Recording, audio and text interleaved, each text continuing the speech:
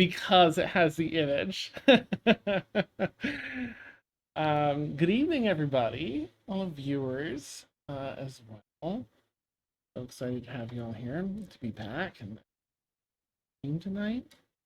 I don't think we have a recap that would cover this. So, long story short, our amazing adventurers here have persevered through the Crestforge Mountains, have overcome all the obstacles and everything that stood in their way to reach Tegradoth, this frozen tundra.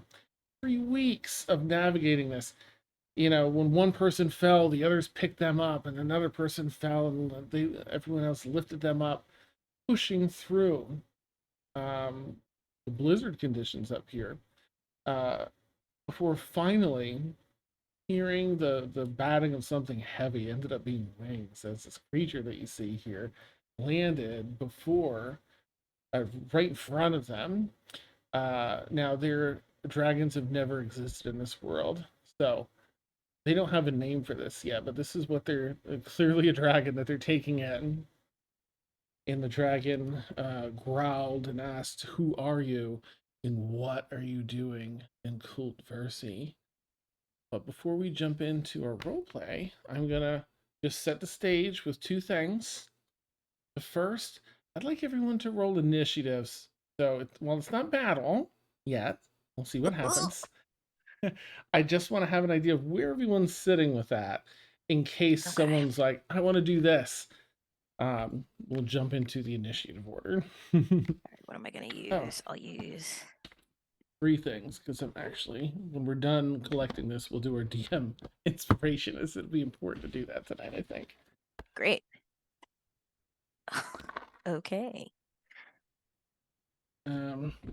Just a sec. And who's? I know I have to keep asking this. Is initiative a skill check? I think we landed on it being a skill check because it uses your dex mod. Okay. Because I still have exhaustion because it's cold. Gotcha. Right. Okay, no, it says it's not. Oh, sorry. Sorry. I don't have my exhaustion marked. I remember taking exhaustion at some point. You I don't recovered. know. I guess I healed it. Okay. Yeah. Mm-hmm. Okay, that threw me off. That was. It was like the last. Yeah, the last day before we got here. There was one more check. So to correct, it is not a skill check, not according to some actual Wizards of the Coast sources. So I'm going to say straight. Oh, thank God. Great. All right, let me do a quick roll for our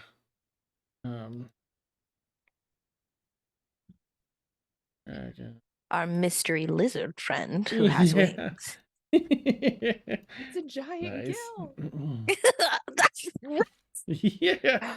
Oh God, is Gil gonna get that big? Yeah. I do not have the house to house him. I'm gonna quickly change nameplates, and then I'll go around and ask everybody what their roles were. All right. Human.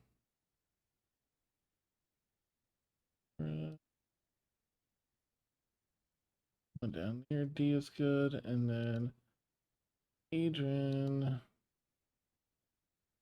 Okay. All right. Tuna, what'd you get? 8. Okay. That is Tuna. Dia? 12. Okay. Feyora? 17.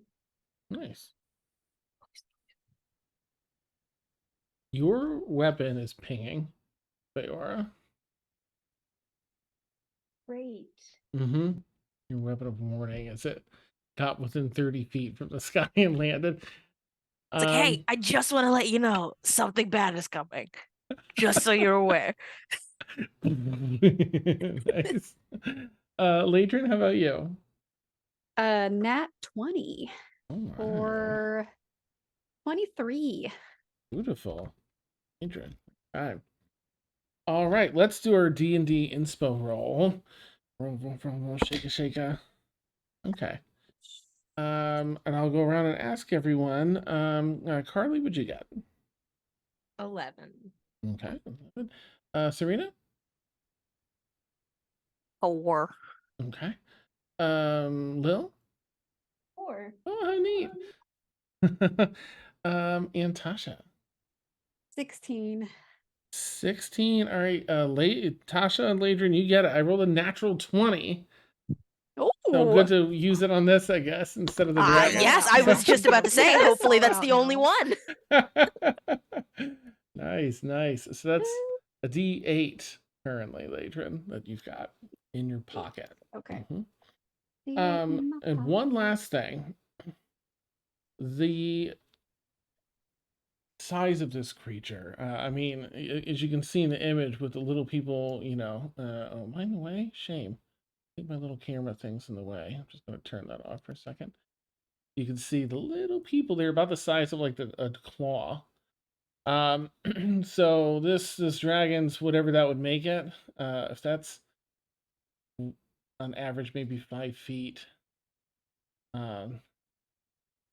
So it's like 200 feet. I think I'd said in the thing, like 150 feet from the top of the head down to the ground, I think is how big it actually is. So it looks a little bigger in this image. Standing before you, there's a presence of that, the size and magnitude, the strength, but also this really immense magical aura. And I know none of you are proficient in Arcana, but even without that, it still resonates. If you had encountered this a few sessions ago, like half a year in game ago, this would have by far been the most powerful creature you'd ever encountered. However, it still does not hold a candle to Nethrana for experience. just to set scales in the world. Still very scary because it's way stronger than like anything else you've encountered outside of Nethrana. Okay. So can I have everyone make, please, being in its presence, such as that, a wisdom saving throw, please. Oh boy. Can I know we're not in, we rolled initiative. Okay. Seeing this big scary thing, can I do something? Absolutely. I want to cast Beacon of Hope. Perfect. So each creature with any number of creatures within range, so everybody has advantage on wisdom saving throws. Nice. And also death saving throws. And also regains the maximum number of hit points from any healing. Just in case. Beautiful. I'm gonna go ahead and get that out of the way. It does have that energy. Awesome. Yeah. Is there anything Tuna does as they cast this? Like stand in front of everyone with a shield? Anything that... I mean, I don't want to step in the front, if that makes sense, and block anybody from doing anything. But like, I feel like Tuna definitely kind of moves to be ready to jump in front. Okay. And just kind of, like the mom arm, like kind of hand back against everybody, like. Oh, I love it. Okay. Tuna clangs their shield. Get out of here, you! Oh, it's amazing. Okay, so let me go around and get everyone's wisdom saving throw with advantage, though. Be sure that you roll it with advantage, thanks to Tuna. But I'll start with you, Tuna. My God. Okay, well, that was a natural 1 and a 19, so that's a 26. Oh, my goodness, yes. You feel that frightful presence, but you've experienced Nethrana, and you've been through a lot of shit, so you're like, you passed that. Dia, how about you? I rolled the same number twice, and that's a 4. Minus my wisdom, so it's a 3. Oh, no. Okay, yeah. This creature, definitely, you don't want to run away, but it's difficult to, you know, the thought of moving one step closer to this thing. No, right? It's a big nope. Feyora? I choose life. Yeah.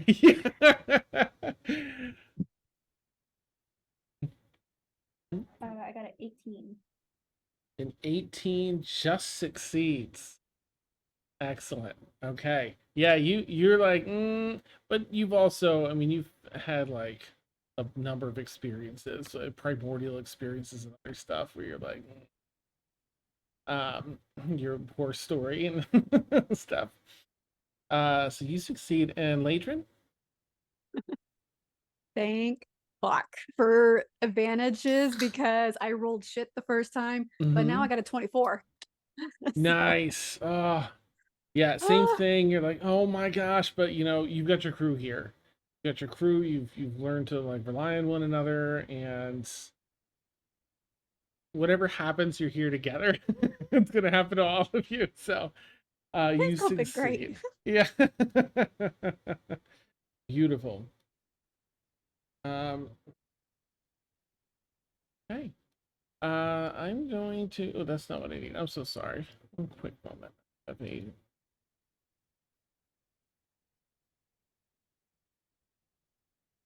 I sent one of you a direct message in Zoom, just so you know.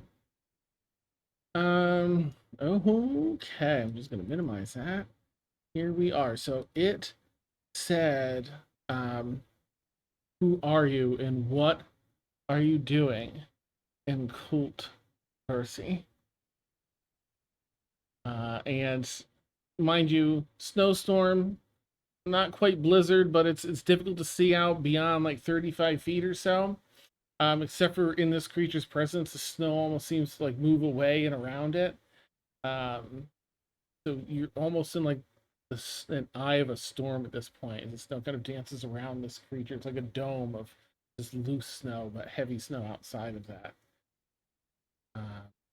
Yeah. Anyone have anything they'd like to respond with, or otherwise do? Yeah, I think just like squinting my eyes at something that's, you know, in that fear where you're like, oh god, you hear like that voice that's like in your head where it's booming, so you're trying to look at everywhere that it's not coming from. And seeing something, I will it's already so cold, but I'll take off my glove to showcase the gold that's grown on my skin. Okay. All right, you take off. Yep, go ahead. Yeah.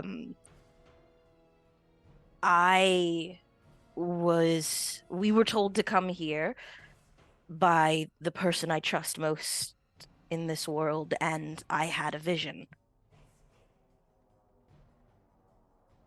Like a guttural growl. It seems to be listening. I come seeking answers of Kullt Versi. It leans fairly close into all, maybe like 10 feet away, but it feels so much closer with a creature this big, and it seems to sniff the air around you.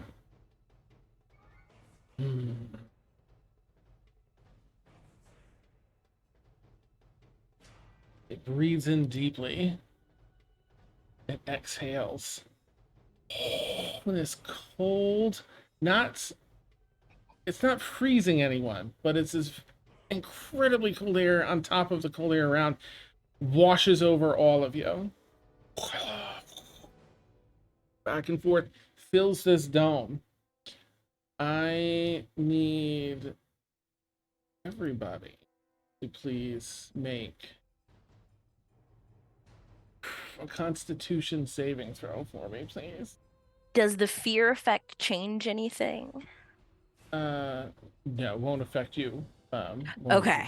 A straight check. Yep. It'll be a Constitution save. You've been rolling 4s. I'm gonna roll a different dice. Nice. Tuna, what'd you get? 13. Okay. Dia, let me know once you've got yours. Absolutely. I got a 19. Okay. Feyora? I got a 4. Oh, you can't shake the 4s. Neat. Okay, and Leadrin? 20. Dirty 20. Oh, nobody succeeds this 21 DC. Jesus Christ. The 4 of you are looking up at this thing. It kind of sniffed everyone and did seem to give a little bit of pause at what you were saying, Dia, before it like reared back and things get a little fuzzy, and you can't keep your eyes open. Oh my, the gods! You've never been this tired before. Out, asleep in this. So I need to send a quick message here. Actually, no, I don't. Not for this. Not because it went this way. So, okay. So I'm going to advance time a little bit because this. How long do you sleep with this? Okay. Ooh. Oh, what you got? Sorry, I just saw a message in the chat. Is that aren't Feyora and Leadrin immune to being put to sleep? By magical means? Yes. Magical sleep. I'm immune. I forgot because I wasn't paying attention. Awesome. Okay, so now that's fine. That's great. Feyora too? Yeah, but now I'm scared as to Feyora pretends. Oh. It is lays down. So Tuna and Dia fall to the snow softly. I mean, you're falling asleep quickly, but enough to like get yourself down. Yeah. And Feyora and Leadrin, just the 2 of you remain standing. And the dragon looks around. It seems like it's gonna do whatever it wants to do next. Is there anything that either of you would like to do? I will stand in front of Tuna or Dia, whoever is closest. Not really in a defensive stance, but just as a barrier. I know it's not going to do much, but... Okay, so you use kind of... Which one? You'll probably have to, pick which one you want to stand in front of. Let me know which one. Okay, Evans was Dia. So Okay. I will stand in front of Dia. All right, and Feyora? Go to Tuna, I guess we're just... Okay.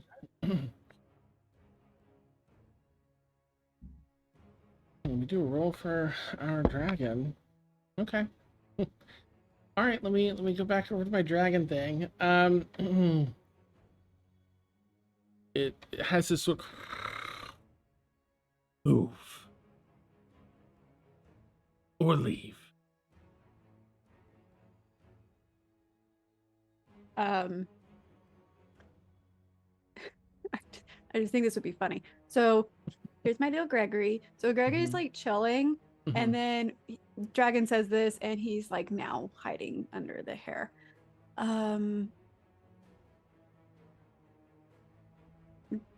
What are you gonna do?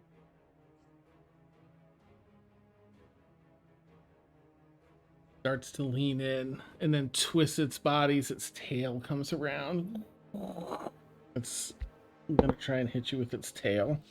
Well, that's a 30 to hit Leadrin. Oh fuck! So I'm just gonna continue because I'm pretty confident. All right, where's the tail? Okay.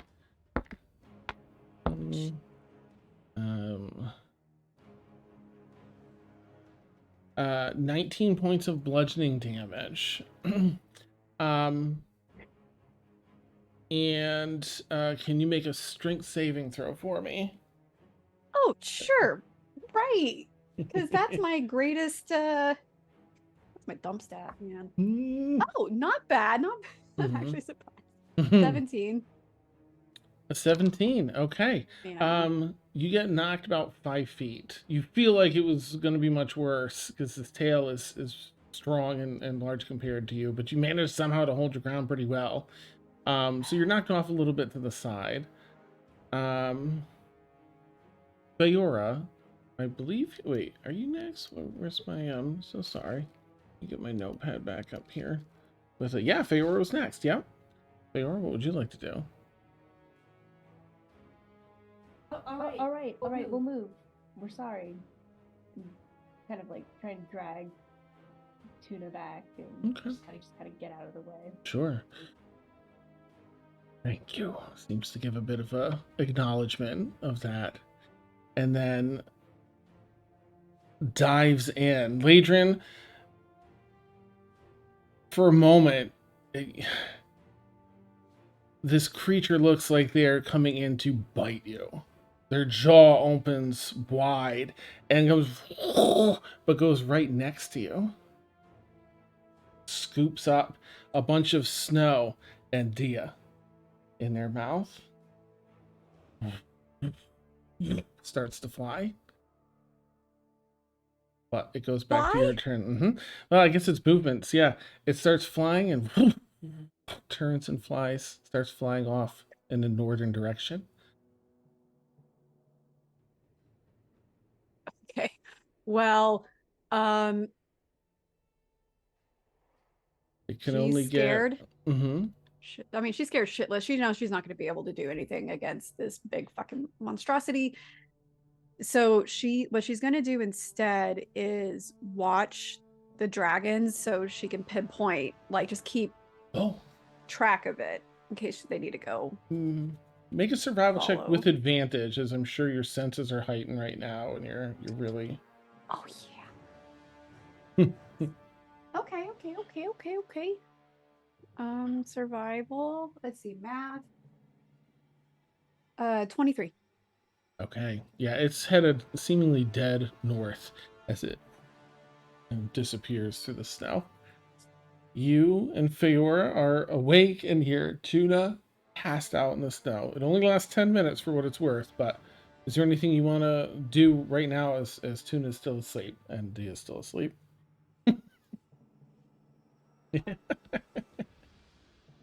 Feyora's gonna try, just kind of like lightly slapping Tuna's face to wake him up. Yeah, let me see. I think that if it's a regular sleep here, creature takes damage. You got to slap Tuna hard enough to do a point of damage. So we'll say that you know how to do that. You're a slapping experience that hurts but doesn't painful. Yeah. So you just give Tuna a decent enough slap, 1 point. Tuna, you'll take 1 point of damage, but it pulls you awake. I would like to touch myself to cure wounds on myself. Okay, go for it. Okay. And Beacon of Hope is down, so you don't get max healing anymore. So sorry, because I went That's down. Fine. Let's see. 11 points is not bad.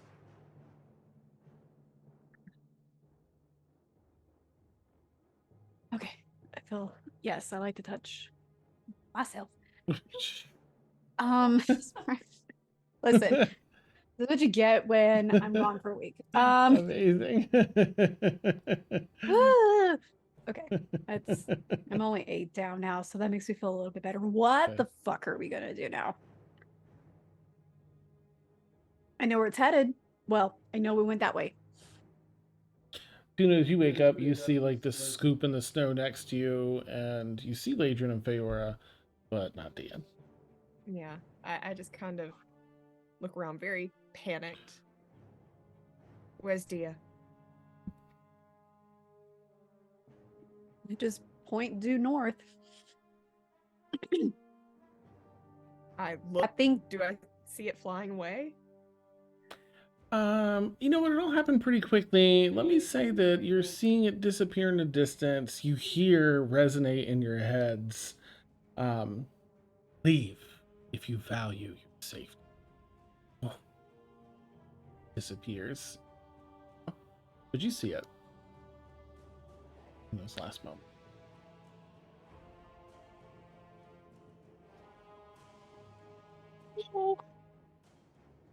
Nice knowing Dia.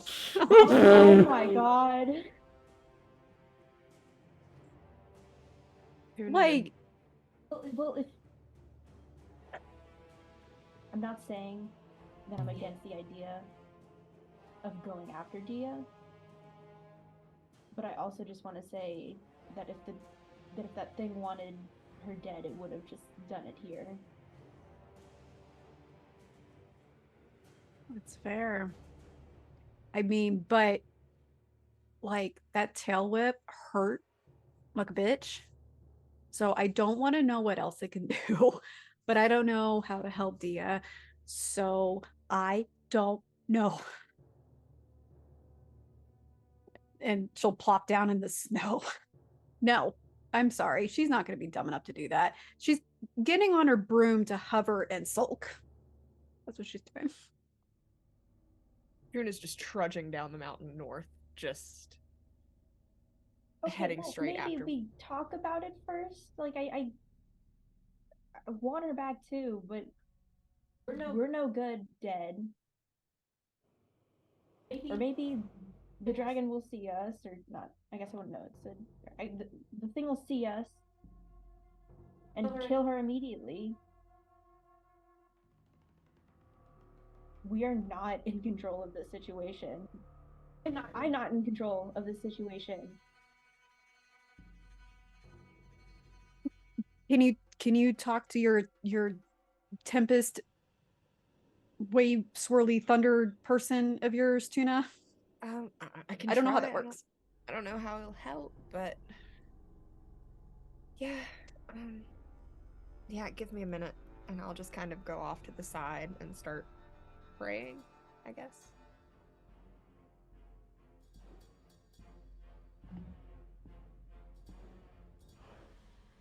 Sorry. What was that? Did you arrive at a census? Sorry. Yeah, no, you're good. I'm gonna go off to the side and just start praying to Taikati. Oh, okay. Just a little bit of like, what do we do, and a little bit of keep Dia safe. I'm gonna roll a Very- D100. Sorry, cool. go ahead. No, very desperate prayer, honestly. That is a 58. All right, let me roll mine. Okay. Yeah, you feel the prayer go up, and you're hoping, you know.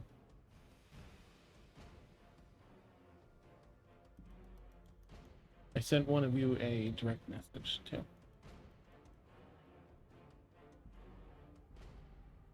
Okay.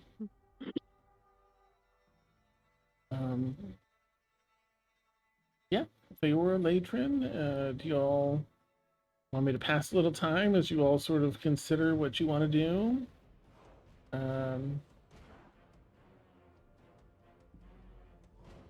You know, there's supposed to be a town. You know, like you've got to be close. It's supposed to be 3 weeks. It's almost 3 weeks.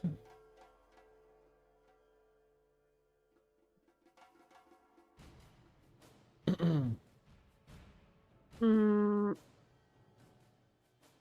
mean, we can't stay here. We'll freeze.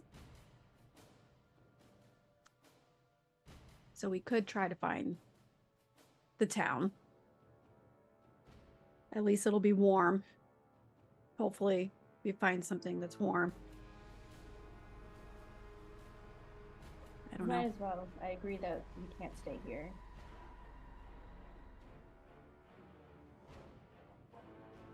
I don't know what else to do. I'm pretty sure, though, if we try our hardest to go find Dia, that thing's gonna eat us. And that's not how I want to go out. Or the cold's gonna take me out. And I don't like that either. So that's my vote. Town.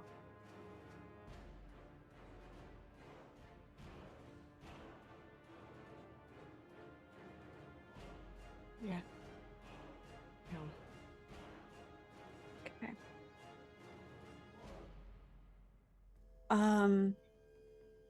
I don't want to walk anymore.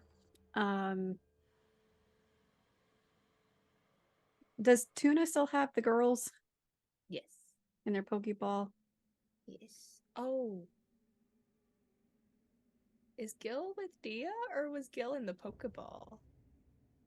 Gil was in the Pokeball. I think it's too Mhm. cold. I was told that he's cold-blooded, so he's gotta not be out Oh. here. Oh no. Oh, babies. Yeah, I'll bring the girls out. Maybe we can make faster time or something. I don't know. Yeah. Feyora, you can fly with me if you want. Cool.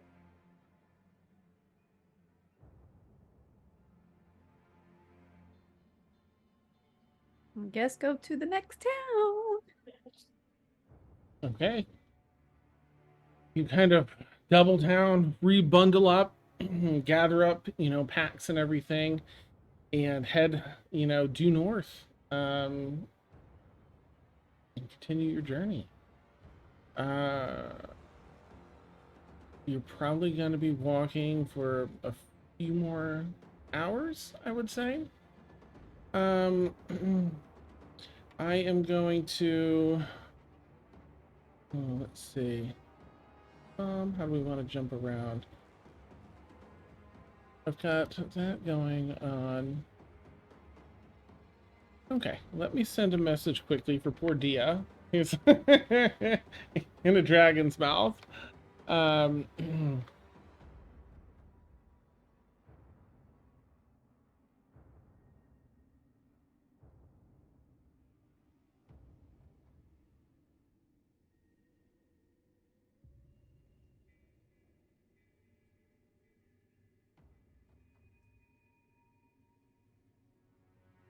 Let's see.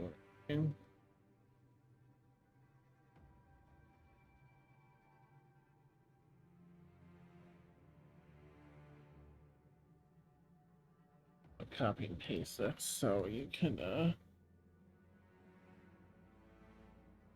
it's a little weird, but let me just make sure that it doesn't need to be in here.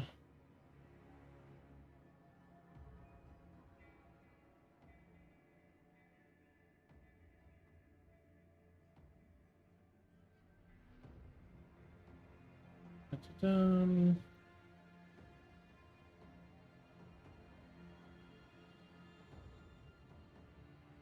Need y'all to know that I am distressed right now.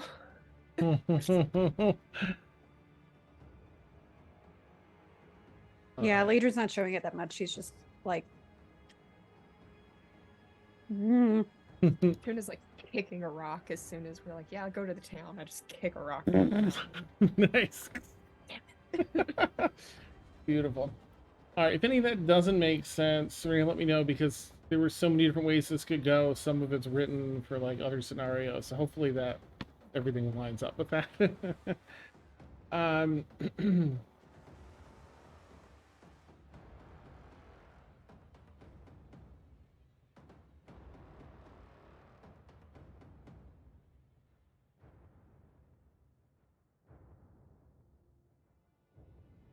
That's important detail.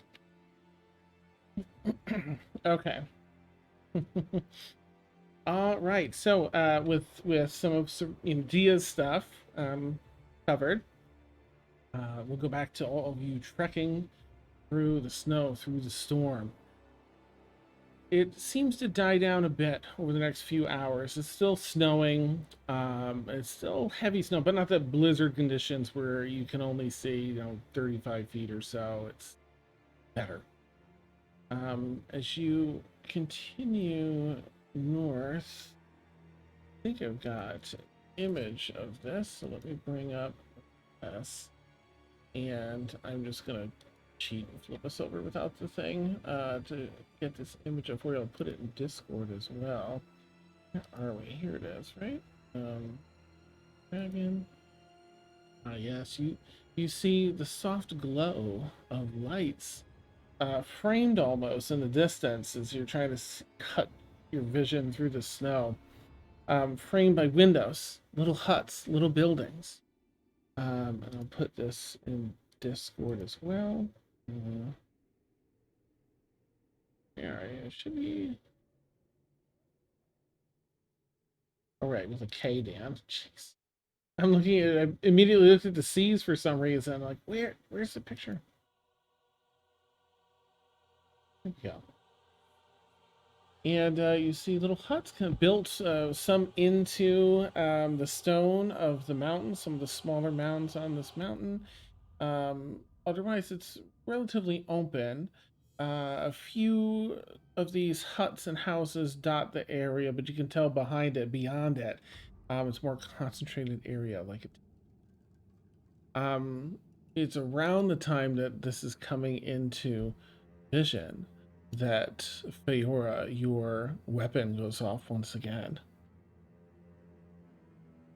I'm going to give you a minute in case you want to say or do anything with that. I imagine she's behind Leadrin on the broom, so she'll kind of like tug on like the back of like her cloak or something. What? My dagger's going off. Damn it. Up from the snow. 7, 8, 9 humanoids come from up out of like the 2.5, 3 foot feet of snow nearby. Humanoid, tall, maybe between 7 and 8 feet tall. You haven't seen this type of humanoid before. They have features like that of the creature you just encountered. But they're dragonborn for players. And you see this combination of either scales. There's no hair. There's a scaled look. There's different color variations among the scales of all sorts of different colors, and they've effectively surrounded you. They're about 30 feet out. They're on the edge of that perimeter, and they speak a language that you heard. Have you heard it at all? You haven't heard it because the dragon didn't speak in that. Speaking a language you don't know, you don't understand. They're not attacking, but they're guarding. Some have spears, others have swords and shields, and they hold them up. They seem to be prompting you for something.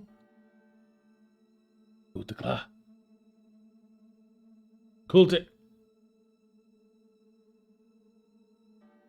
I'm going to try speaking in I know primordial and infernal, and I don't know if they'll know either of them, and also gnomish, but they're not going to know gnomish. So Nice. I'm gonna try saying, like, do you speak infernal in infernal, and then do you speak primordial in primordial? Nice. Kind of look around at one another. One of them responds in primordial. It's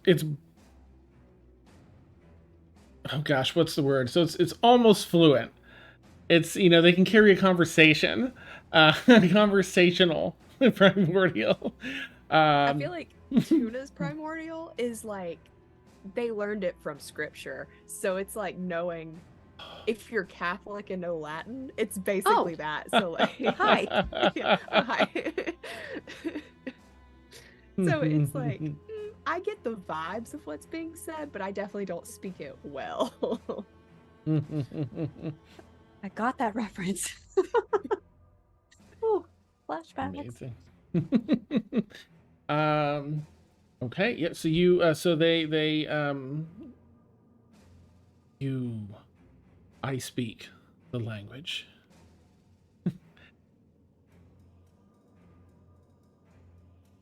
What are you doing here? You must turn away.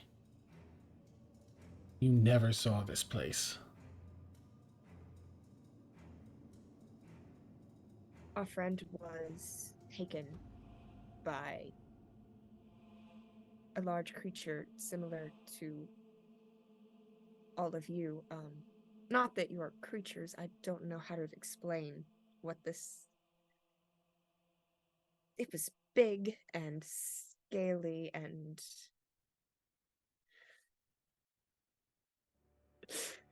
Tuna needs sensitivity training. Okay.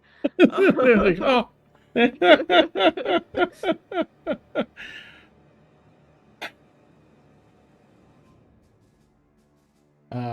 He turns and seems to speak with some of the others in the other language. And two of them that seem to be riled up by this. And they start shouting and arguing with a couple of the others. And so there's like awkward, like you're here in the middle and they're fighting about what to do with you or something along those lines. I'm gonna super quickly send a message to Dia.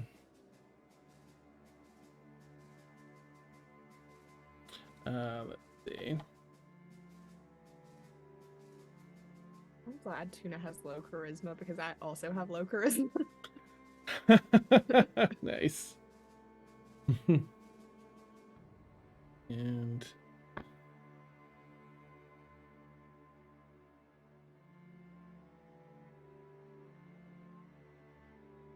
I have one other thing I'm gonna send here.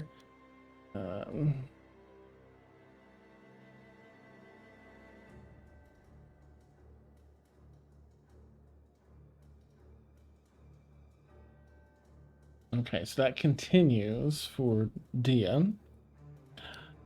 All right, and the two of these are arguing. One of them just gets fed up and clearly turns toward all of you like they're just gonna do. They need to get rid of you, but so many notes. A blaze of red flame erupts behind those two dragonborn that were fighting, arching over them and you, as it lights up the entire space around you. As the heat dances on your faces, the warm light flashes and flickers across the snowy landscape and the forms of all who stand there around you, before falling dark as the flame ends, leaving only the muted light passing through the clouds and snow. A very tall for a dragonborn, dragonborn approaches behind them and calls in common, "Halt! Stand down! All of you. Raikou has granted them permission to enter if they showed up, and here they are. You've done well," and kind of gives a side eye to the two that were arguing. "Please return to your patrols." And looks over you, Tuna, as the person that was, communicating with others. "I'm sorry for the rough welcome. Please, allow me to more courteously welcome you to Kullt Versi."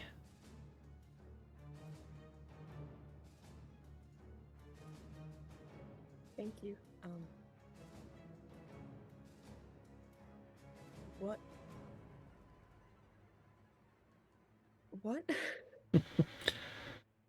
I'm positive you must have many questions.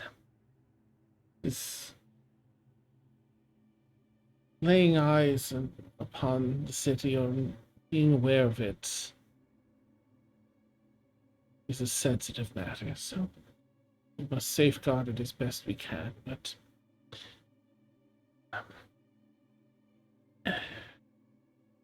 there was a bit of deception. This was a bit of a test to show if you really care for your friend. You can be trusted to enter. There's a lot of explaining behind that. I'm sure that seems rather discourteous. Sorry. So you wanted us to prove that we give a shit. So you kidnapped our friend. Argued about whether you were going to kill us. And we're just supposed to be okay with this? No, I reckon not. Your friend has permission to enter. You all did not. Patrols usually kill anyone that approaches upon here. There's secrets here that must be kept for many innocents here.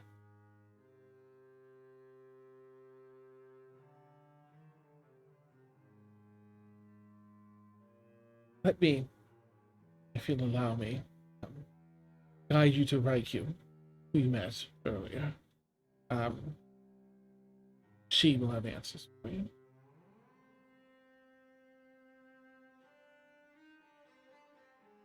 But you all are now permitted here in Kullt Versi. No more tests. No more aggression.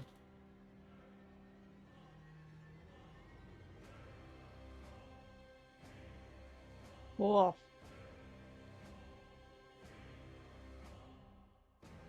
Adrian wants to say stuff, but she's trying to be smart about it. Tuna's just seething right now. I mean, Like, honestly, can probably see like a little bit of steam with how cold it is and how mad Tuna is. That's amazing. Gregory definitely turned more of a red, I Okay. think. Or in dread. Yeah. They seem to understand how uncomfortable, you know, they're uncomfortable with how really sorry, there's reasons, but it's not my place to explain, but I know it feels shitty. But they offer to guide you to Raikou. And she adds, your friend is already there. Just wait, where? With Raikou. Yeah, I mean, And she's gonna be safe? Yes, yes. And who the fuck is? You said Raikou? Yes, I will let her explain further. That she encountered you all a few hours south. She hit me. You see, like, Get right this way. Like, awkwardly just trying to get you to Raikou now. He's the messenger. just yeah. I'm terribly sorry. Yeah. So, all right. Let me cover back up with Dia. Let me see where we were. So, do you want me to recap your setting for viewers and others for when like the other players, the other characters get their Dia, or do you want to pick up where we left off? I think pick. Oh goodness. Wait. So what would be the difference? Just so clarification for It my would brain. just be a little 'Cause- bit of backtrack, like covering like what your surroundings look like, really, and then the intro. Okay. Mhm. Okay. No. We can just go to where we're all together. I have that. I understand my surroundings. Nice, perfect.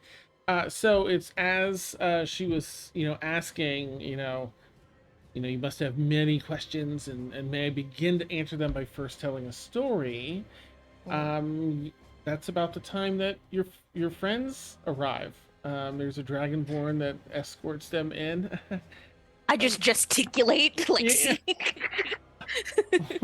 Raikou in it. Less growly, scary dragon voice.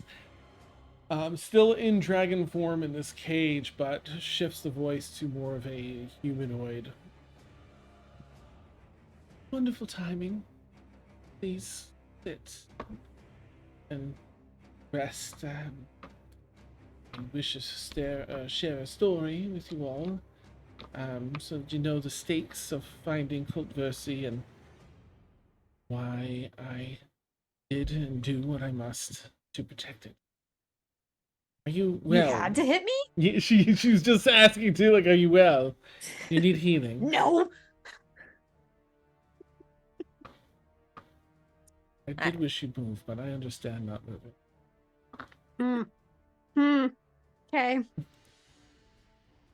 Tuna doesn't sit, by the way. I know we were told to sit. Oh, no. I'm standing like there, just arms crossed, Nice. just not sitting, just not Floating saying a on the word. broom. I'll pass around the food that's set up because you all see that Mm. there is a very nice, comfortable like cot and a table that has place settings for the number of us. To order cups, and while I'm doing that, I'm just like, I don't know if the fear effect is still in effect. Oh no, it's not yet. All right, then I'm just then I think she's just gonna be now that I've been told that I've told is like personally, I think a puzzle or riddle would be received a lot more than trekking through. But that's just me. But anyway, here you go. Here, I'm glad you all are right. As I'll just pass them drinks as I know they are a little they are upset. But yeah, then I'll settle to hear what Reiki has to say.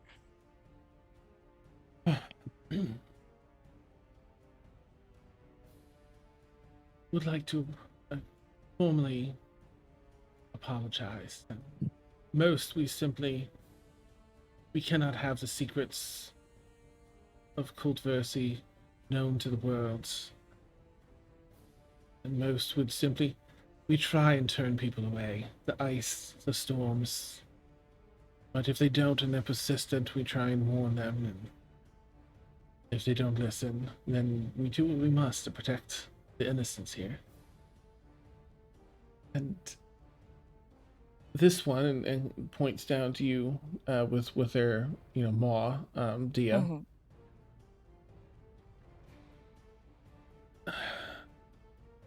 Has her own secret, and in the past, many would use someone such as her,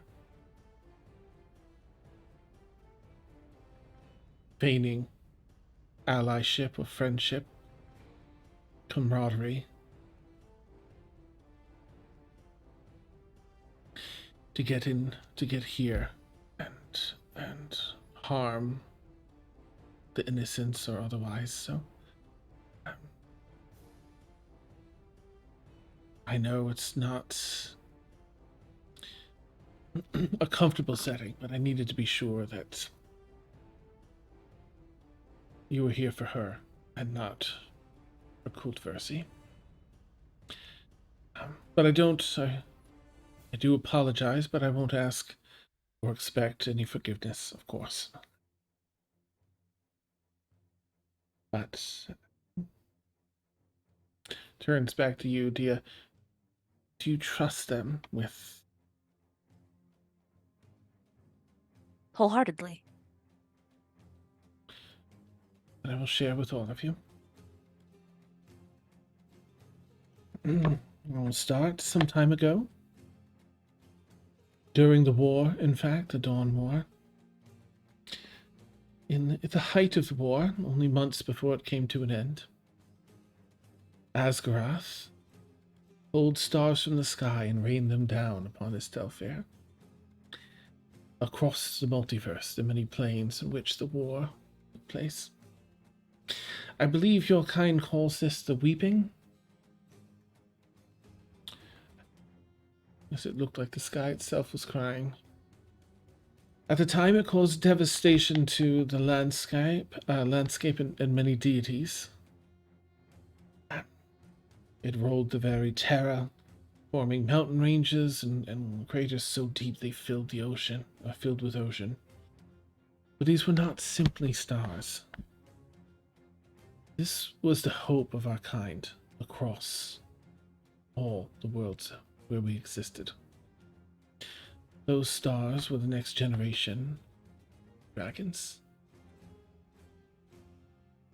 Asgarath had seen the coming events and did all they could to prepare us. Mournfully, only a handful of us and a handful of eggs managed to make it through the Sundering. We were spared by Asgarath's preparations. Asgrass told us to live in seclusion in this new world for our own safety and for the unhatched next generation. Till one day they would call us to integrate, be part of this world, this new world.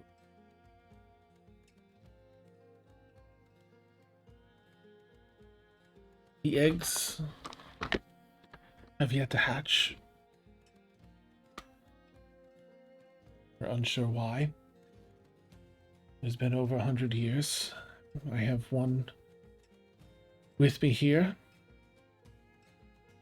There are all but 5 or 6 of us across this world, each with an egg. To make sure that we don't go extinct, we must be protective.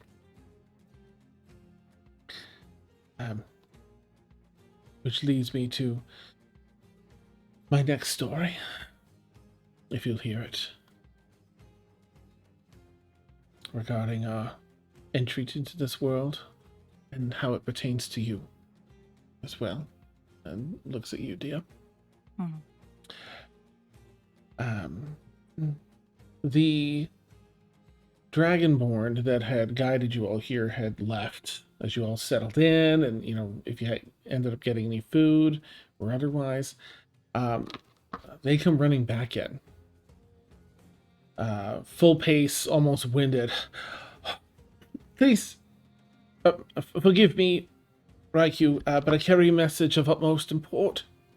And looks around, like really begging for everyone else's forgiveness. This whirlwind, and they're interrupting.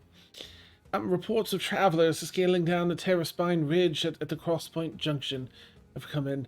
And Raikou acknowledges that and looks at all of you, and then a storm the likes of which they've never experienced will either send them back the way they came, or bury them if they choose not to yield to common sense.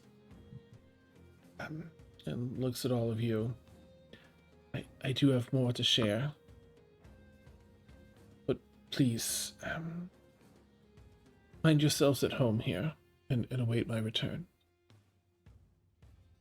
The journey should take me but a day and a half. Please, Elder Cynthia. Oh, sorry, this is a different Dragonborn than the other one.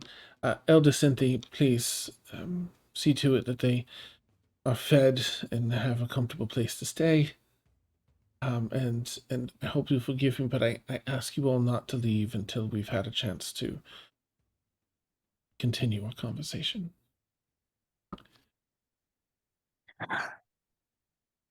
All right. Very well. Then I will see you soon.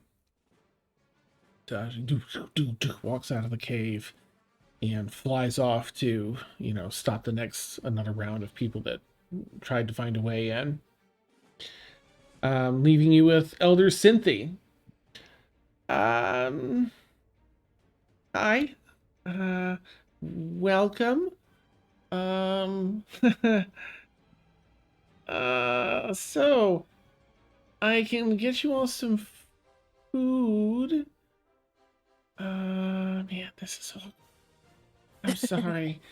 Do you have a way that we could, if we need anything, we can just call you? Is it a go to the mouth of the cave and shout sort of situation, or? Oh, well, let's get you down to this is... Raikou loves the cave, but, we've got homes and huts and places where you can stay, down in the town. If there could be, if you could accommodate us in one of the homes, that would be... Absolutely. That would be fantastic. Yeah, we really never...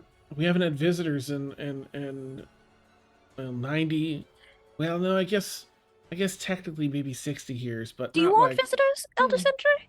Oh, no, we usually don't want anyone showing up here, well, Raikou, I guess. Raikou will kind of cover that, but no, there's... It's a very delicate situation here. So we're learning. Now, I've never seen any I'm a little excited. Many of us are because we've never seen anyone outside of us. So, we're here to accommodate you. Oh, have you ever? Well, maybe you have springs elsewhere too, but we have. Elder, Yes. at any other moment, I would be delighted to spend time and discuss the environment of which I find myself, but I would very much like a moment with my companions. Of course. I'll be outside. Just, wait far enough. Not around the corner, but just come get me when you're ready.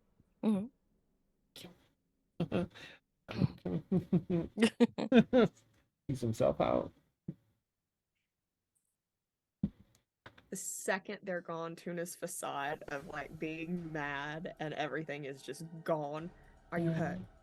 No, I'm fine. I'm fine. How are you all? I was carried here, so. Well, Leadrin got hit. What? I heard. Yeah, you want to know why?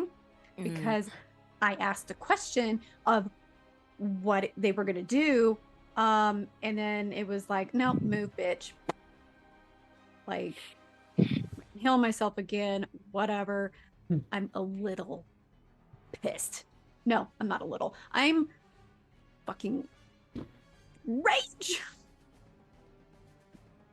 You're right to be.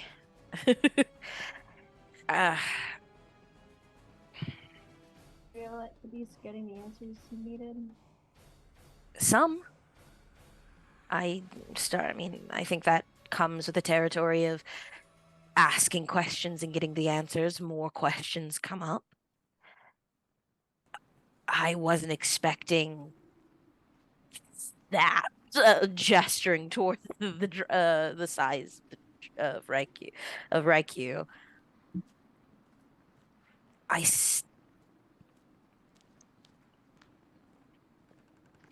She told me that the Dragonborn were like me once. And that now they choose to be in this state. And I cannot begin to comprehend what that means. She hasn't gone into detail about why I have this gold on my skin.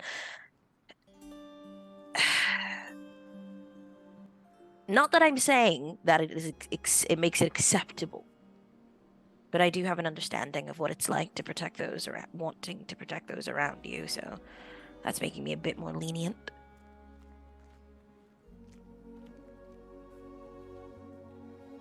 I don't care about all that. I care about the fact that you were scooped up in that thing's mouth and you had no explanation.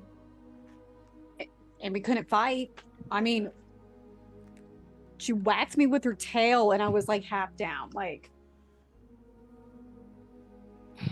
wanted to go after. Wasn't gonna happen. Oh, I do understand. Yes. Being knocked unconscious just by her exhaling is another level. So I don't know.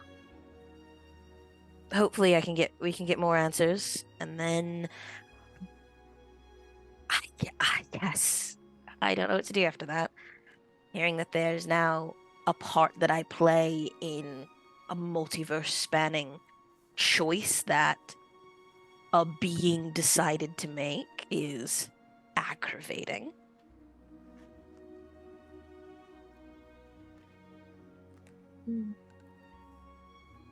I need tea. Mm-hmm. We're gonna make calming tea. Do any of you know what the weeping? Well, she described it, but I don't. I know nothing of history. Actually, I'm proficient in history. Yeah, anyone proficient can make a history check. Proficient. Yeah. Okay. If you get, I don't know. I mean, it's an interesting moment. There's probably stories around it and stuff. So I will set the DC at a 15. You get a 15 or higher, you'll know about the weeping. Yeah. Mhm. I got a 17. Nice. Okay, so let me go around here. Tuna, if you're rolling, if you're. Sorry, I thought that was only if we were proficient. Oh, it is. I'm so sorry. Yep, my bad. Okay, no, I have a -1 history, Ooh. so I'm not gonna know unless I could do Mhm. religion. Is it religion based? I would say, yeah, you could do a religion check. It'd be probably an 18 DC for religion. That's fair. That's a 13, so I don't know. Okay. But Feyora? I'm not proficient in history. Oh, you're not? Oh, I'm sorry. But Are you proficient in might religion? have been alive. No. Oh, right. You Proficient lived in it. being alive during it. Nice. Yeah. You know, Amazing. Yeah. did I witness it? Is that Right. the history for you? DC is 1. Yeah, no, right. Yeah, you lived it. Yeah, you remember that. That was absolute chaos. That was scary. I mean, that was months before the Sundering, and it was devastating. Meteors basically coming out of the sky, stars falling, and it made entire bays and coastline, craters in land and mountains. There were a fair number of deities that perished from it. Wait a second.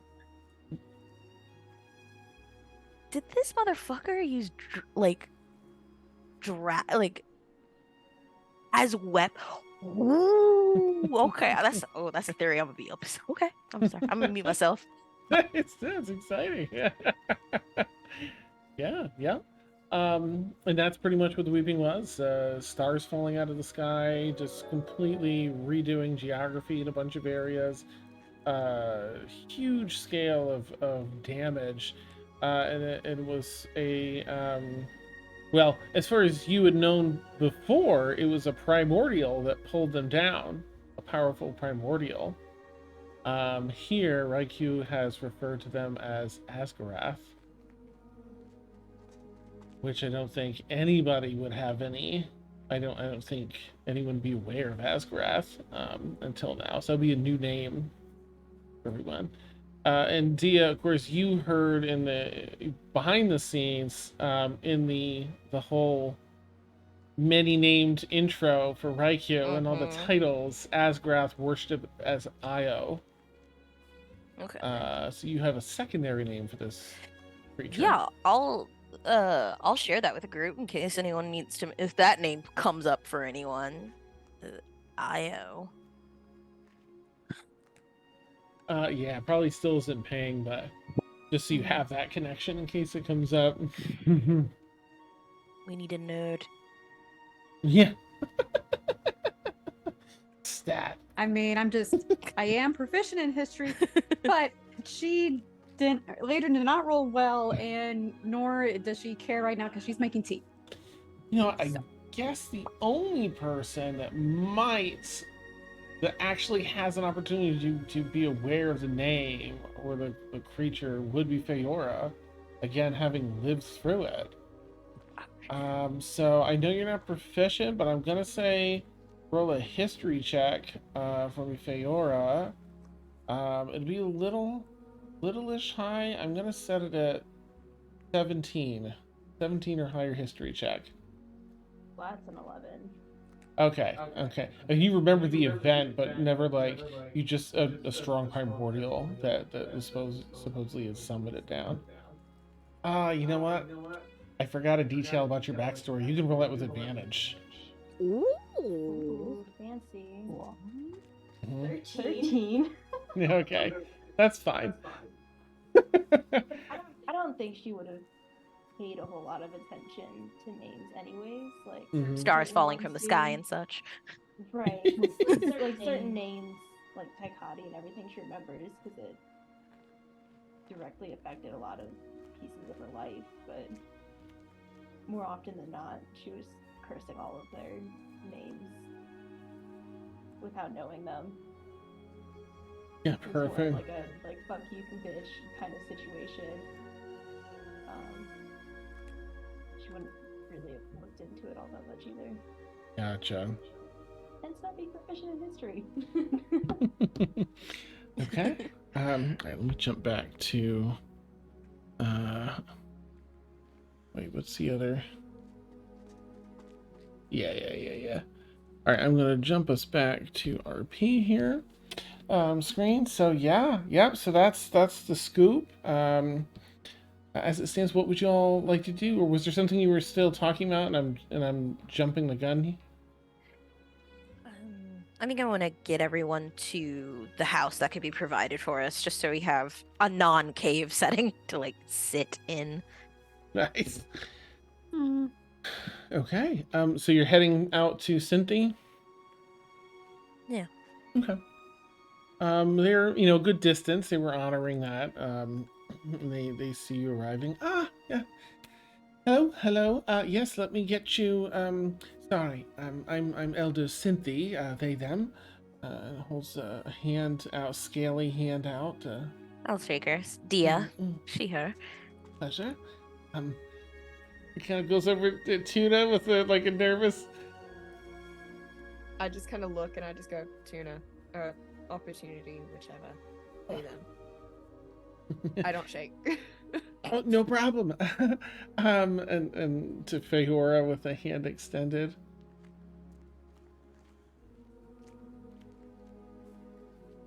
Feyora, she, her. Pleasure.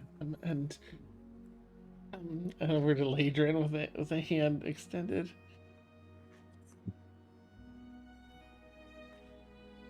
Leadrin. She, her. Gregory. Oh. Whatever he wants to be called in that moment. Are you? I can either get you situated in a home, a very comfortable space and warm. As I understand, you're all of the warm-blooded variety. I'm understanding that, and kind of looks at Tuna like unsure. Yeah. Okay. Yes. Very warm-blooded. I'm very cold. Let's do that. And then we'll get you some food put together. And Do you have tea set in the houses? tea. Oh no. Is that The steak just keeps getting worse. nice? We'll find. It's fine. Oh, very good. Yes. In fact, it might be a bit of a well, as I said, many of us are very excited to have visitors. As it's typically frowned upon. So when we have them, this is my first time. Do we need to be concerned about the ones that aren't a fan? No. There's no one that'll hold any ill content. It's just for those that are not welcome here. You've all been granted permission to be here, so there may be some that are indifferent, but no one that should be upset with you being here. No one that's gonna try to come kill us, or swat us with their tail, or whatever. I really need some tea to calm down. At their tail. Oh, there's also lovely. There's the hot springs. After we get you situated in a different cave, in case you want to relax. If that's a thing warm-blooded people do. Let's not start differentiating between warm-blooded and cold-blooded. Let's. All right. Good. I just I don't want understand. anyone This to is a very boil. awkward situation, and I very much appreciate your disposition. Thank you. Of course. And they guide you down to a modest-sized house that's will definitely, it has very small bedrooms in it, but there's like 5 bedrooms in the house, very small, and then a communal area, a kitchen, and like a living room with a little table off to the side where you can eat. A big fireplace in the living room. In each bedroom there's one of those red stones that your guide had that throws off heat. Please, of course, make yourselves comfortable. I'll come and call when it's time for dinner. It'll be a bit of a feast in honor of having you as our guests. Thank you. Take care then. If you need anything, just shout. Any of us will be glad to help you, but I'll check in so often. And they turn and exit, leaving you in a comfortable little house here.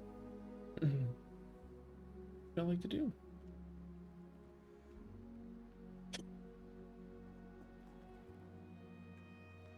Well, since I have a hot stone now, like, we're gonna make some fucking tea with some calming properties, like fucking calm me down.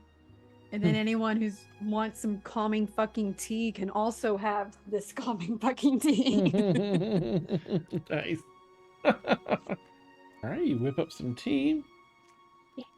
If anyone has anything they want to roleplay, let me know. Otherwise, I'll just say you have some comfortable tea. A little bit of a chance to decompress. Nice. I will say that Tuna's kind of hovering, not hovering, but like a little less distance between them and Dia than normal. Just very like protective kind of thing. Like not overt about it, but Are they standing? Like, is Tuna like constantly standing? yeah, no, will not sit down. Oh my goodness. Yeah, I think then. Just like I'll like Sorry, I prop keep up catching against his chat. table or something. Yeah, but like I refuse to sit down. Like hand not off axe on belt. Seeing that, darling, will you come sit with me, please? You know, just kind of slowly just go sit next to Dia. Leaving an uncomfortable, like an abnormal, like as far away as possible. Like awesome. Up against the arm of the couch, like,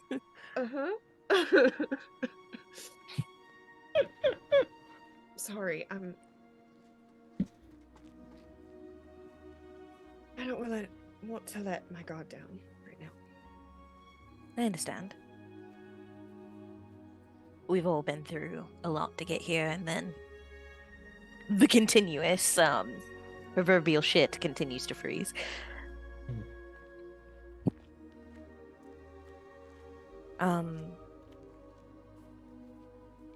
The circumstances, though, I am glad you all are all right.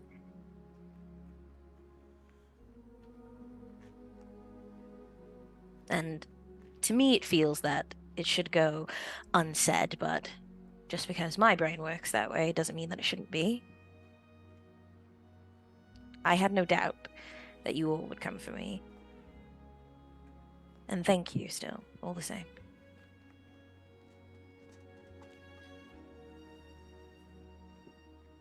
Well, I'm glad you didn't doubt it, because otherwise we would have to have a very serious talk about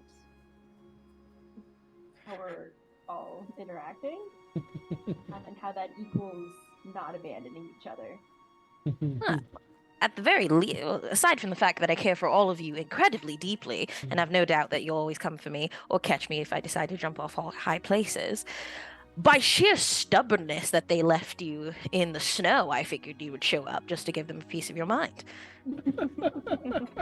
I'm pretty sure Leadrin only got here because of spite.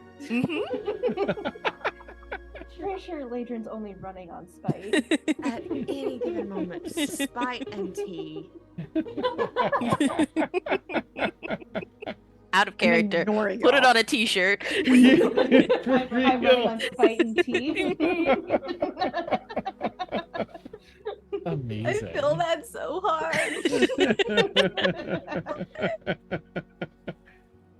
Amazing. Yeah, Tuna will kind of relax a bit. Just still keeping my weapon at my side, but not always on guard. Alrighty, some time passes, and Elder Cynthia returns and knocks on the door, letting you know that there's a feast outside that has been prepared for everyone in your honor, and invites you all outside to. There's a communal area that has a lot of tables and everything set up. Some they've clearly set up extra. You could smell the food as soon as you open the door for them. It's wafting through the village, and you've been eating rations for like a while, for what it's worth. So, real foods. Oh my goodness, just has the extra calling. What would y'all like to do? You want to participate in the feast, or would you like to stay in the house? I absolutely want to participate in the feast. Nice. Okay. Let's see. Okay. Yes. So you go and join the feast. Is anybody staying in the house? Scanning. Nope. Okay, good. You all head down. There's a table sort of at the forefront of this that you're all sat all on the same side of the table. It kind of faces a number of other rows of tables. Even as you're walking through town, being led by Elder Cynthia, it doesn't take a perception check to tell that people are definitely, staring in some cases, whispering among themselves, not in a like a, oh, look at these kind, but like, oh, like what? There's people from outside of our little village. You also, well, I guess we'll have to see if you engage with anyone on the thing. As you sit down, there's people they seem to be like changing out who comes and sits at the table the other side of all of you. As you sit down, you start eating, but there's like people, it's sort of like, let's go spend some time with the new people. And then they take their plate and sit at another table to give time for other people to come up. And so it's like, it's tasty food, but it's also a little annoying. I mean, whoever you want to take it, that people keep coming up, and every 15 minutes or so, someone swaps out. But do you at all feel like engaging with the people, like chatting with them and gleaning anything from them? Or yes. Who knows if we're gonna come back here once we leave? Did we unlock fast travel? Nice, yeah. Feyora would be in like full connections mode, like chatting it up and like, okay, like showcasing anything that might interest them. Talking a little bit about the world out there. Just doing her best to entertain. Okay. What is so? All right. So Dia, Feyora, engaging. Tuna, what's your demeanor during the feast? I feel like Tuna's basically speaks when spoken to at this. They're not super socially competent, so just kind of sitting back and just letting everyone else just watching. Okay. But if someone talks to them, they'll just be like, they'll answer but not give any more information than what they're asked. Okay. Not overly friendly, but not rude. Yeah. Gotcha. Very reserved and okay. And Leadrin? I mean, as much as I want to keep up the spiteful bit because I think it's so on brand, but she's had some calming fucking tea. She's also not very social or doesn't really want to engage, but will if spoken to. So before anybody can, I think she's eating with the Phoenix chess set out, with Gregory sitting on the table because whatever, playing. Yep. Nice. So, yep. Okay. Well, to kind of go around, the things that'll probably be a little more brief would be, Leadrin, people would, everyone is going to be greeting everyone. Like, everyone's going to at least give a hello and a courteous nod. If they can tell, like, you're not really interested in chatting, they're not going to really pursue that. for Leadrin, there's going to be at least a couple people that play the game, are familiar with this game. Because it's which one? It's the it's not the dragon, but yeah. Yeah, I call it the Phoenix because it's and every time it's like a chess set, but when you're able to take out a piece, it disintegrates. And whoever wins, like the rest of the pieces disintegrate and then they start again. Like that's why it's Phoenix chess, because it's comes back. Nice. There's a couple people that'll ask if you'd like to play. Like that they play, would love to play, in a game with you. Take anyone up on it? Yeah, I'll do that. Nice. You win each time. No one's really that good at it, but they're familiar with it. A few people. So that's right. For Tuna, I imagine having your sword and shield at your side. There's quite a few folks that they seem to really appreciate, like, anytime someone puts a skill, like effort into learning a skill or crafting things or otherwise, weapons, training, it seems to be something that they appreciate, and they can tell based on like the usage of the sword, just looking at it, like, okay, you use this, you know what you're doing. Wow, that shield has seen some action, and so a lot of people will go into that conversation but then kind of like lean out of it when they register that you don't really want to go on about about much.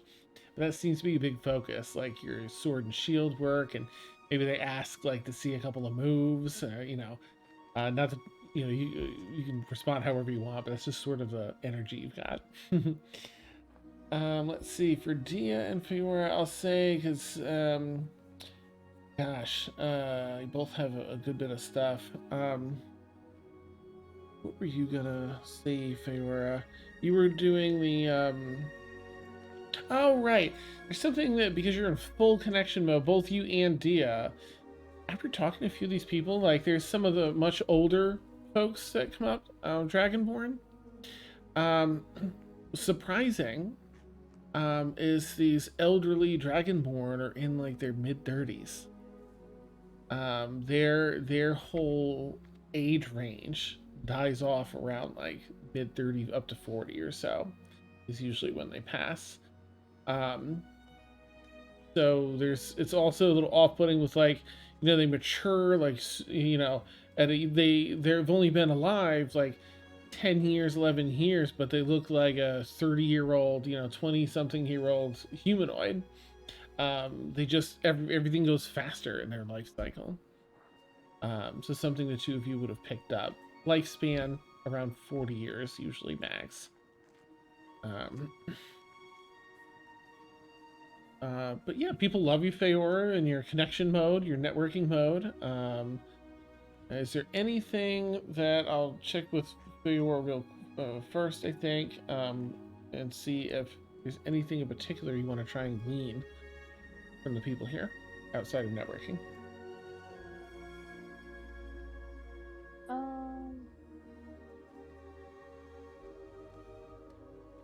I don't know, maybe just what they do here, if they're not interacting with the world, if they just live their entire lives here. Okay, you discover that for the most part, they do. They train. They do a lot of training and a lot of different skills between crafting and defending oneself, survival tracking, things like that. They learn quite a few skills because they're waiting for the day when Asgarath gives a go-ahead to integrate with the world. And many of them seem to feel like that's based on like when this egg is going to hatch, or when the eggs collectively, so they can like not be stuck with just like 5 or 6 of them left in existence. So I'm trying to think. Gosh. They do leave sometimes. They do leave. Not many want to leave necessarily. But when people do, they're free to. But they have to keep, of course, a secret of this location, where it is. And typically, if they leave, it's not that they can't come back, it's just that it's usually not safe. Like, they don't want to come back and lead anyone back here.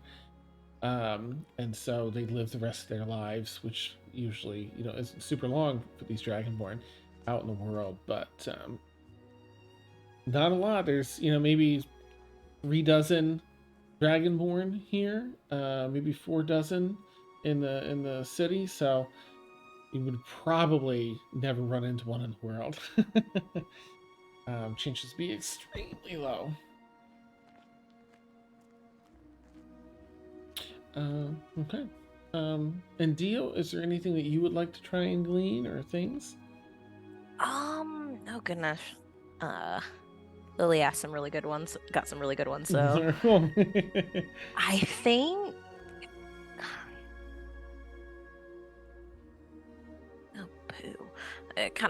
it's leaving my head as I'm trying to grab onto it. I guess in that case, I just want to see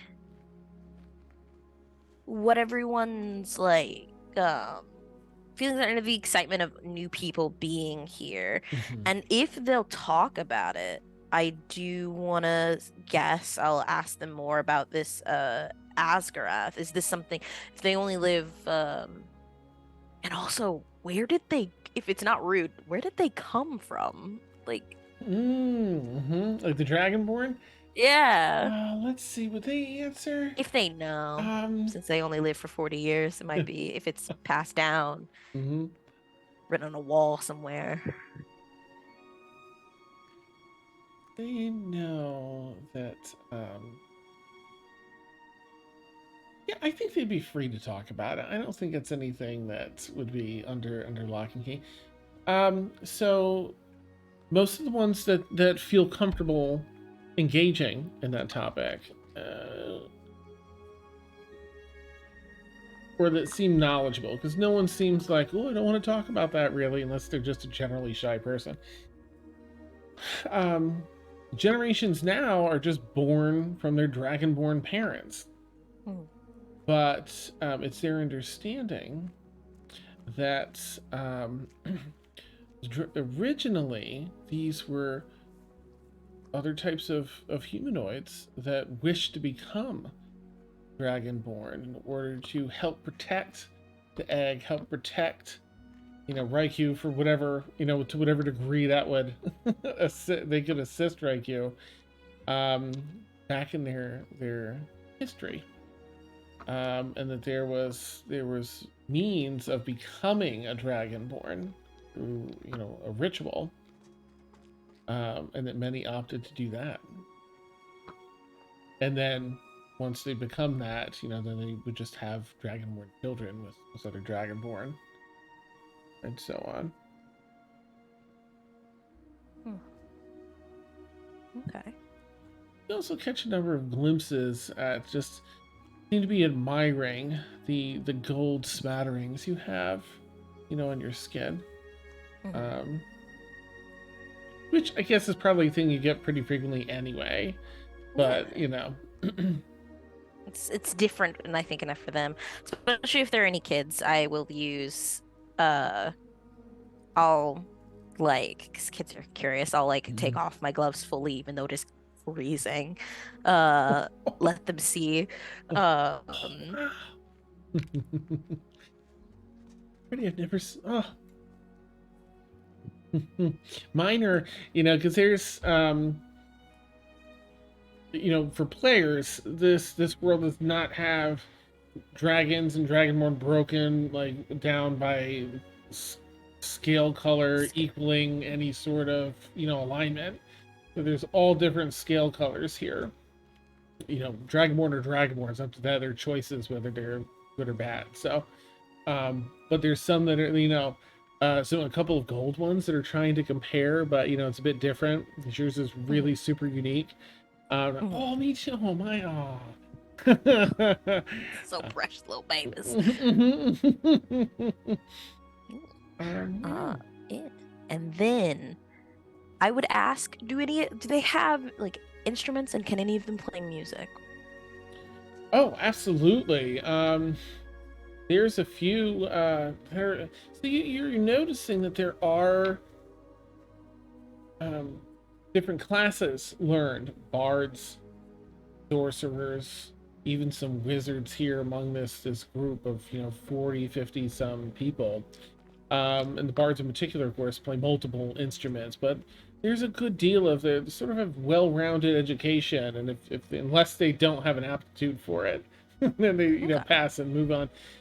They even talk about it like this pride that they seem like many of them have in this village as part of their culture here. Honing your skills in something like they find great importance in the satisfaction and stuff, and taking what you have an aptitude for and trying to master it. And if you don't really have an aptitude, passing that, leaving that for someone that does, unless it's something necessary. So anything that you might have a mastery over, anything, they're going to be really excited and acknowledge you for that. But yeah, there's music being played here. There's a lot of people that are excited. It's an interesting style of music. Yeah, there's a few different genres they go through, but it's all pretty unique to bass. So. Okay. Yeah, because I feel like I'm taking up a lot, and I'm so sorry. No, this is it. Settle in. Ask away. But yeah, just two more. They're kind of minor things, but also maybe kind of not. I do, while there's music playing, because there has been tension, especially with their group of travels and stuff. I want to walk up to Tuna while the music is playing. So I'm going to ask you to dance, but I will phrase it in a way that will make it very difficult to say no because of how logical it is. If you don't think of it as a dance and think of it more as a tactical maneuvering of the situation and being able to see multiple points while engaging in conversation to perhaps dissuade those of what you're actually doing, you'd actually still be keeping watch. You didn't have to jump through all those hoops. I wouldn't have said no either way. I like to cover all my bases. Fair enough. Fair warning, I am not very good at this, but... That's fine. I just like to dance with Tuna. That's amazing, Dasha. Oh my god. Yes! Beautiful, yeah. Oh man, I wish like the filmmaker in me wants to see this like come to fruition, like in a cinematic way. The dance among Dragonborn with you two. Oh, the romance. Yeah, the two of you, get out and seeing you, there's like a medium paced song, but the next song up, like any good show or movie, is a slow song. Nice, slow dance. And of course, Tuna, you've got a great line of you over Dia's head. But yeah. It's beautiful. Do you two do you want to talk about how your experience in the dance? Like, what I don't want to do is put a spotlight on where you're all like, no, we just want to dance and let that be its own thing. But if you're like, oh yeah, I'm feeling this and this looks like this or anything, I want to give you the opportunity. So please feel free to take it. Yeah. I'm fine with just enjoying Tuna's presence. With everything that we've gone through here. Not yet admitting to anything. I want to wait till maybe we get back home. or something else happens. I don't even know. But just in this moment, just enjoying their presence and bringing levity to what has been the past couple months of travel. Tuna is definitely not keeping watch right now. I just want to point that out. Like, it is the last thing on their mind. But yeah, just enjoying the moment. Okay. Did you have another item on your list yet? I did, Okay. and it has to do with Feyora while they are in my eyesight, because if not, they're gone. Nice. Awesome. Okay, yeah, go by. I'm sure that would happen. Yeah. So I think while Feyora is just like chatting with the Dragonborn, getting to know them, passing information. Doing like magic tricks too. Sick. Yeah.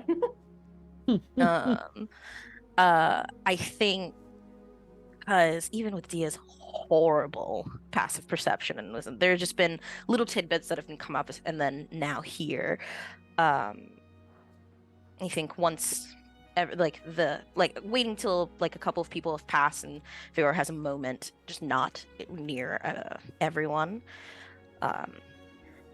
Feyora. So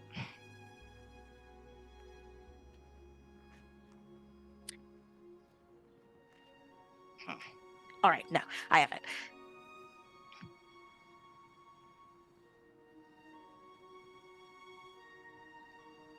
I have been asking a lot of all of you coming here, and again, I am incredibly grateful. And I would like you to know, if you need anything, even if it's just to sit in silence with your spider, I'm happy to do that.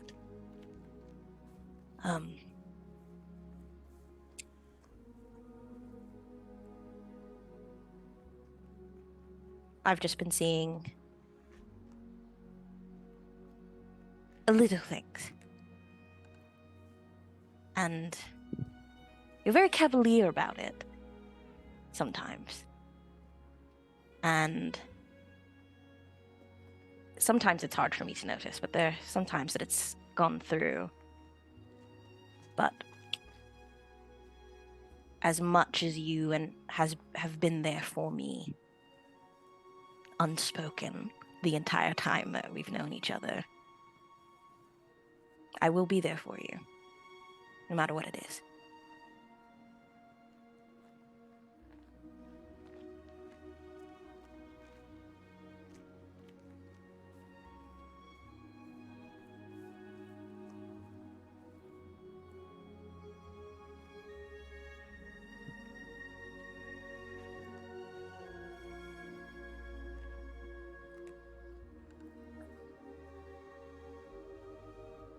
If I ever need it, I will.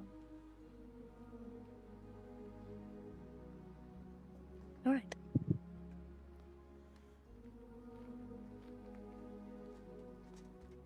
I'm going to twirl away now because I'm very excited, because I'm very giddy. Yeah. Yeah. I'm just gonna. That's amazing. Okay. Well, does anyone have anything else for the meal? Okay. So I'm gonna just sort of fast forward time. Y'all get full bellies. There's a little spa to go settle in, to a natural spring. In a cave, it's got a little bit of sulfur smell, but that's common with that. It's where the heat, the bubbles come from. So you're able to relax, and time passes. It's like a day and a half goes by before boop. Oh my gosh, how am I forgetting her name? Come on, Dan. crazy dragon.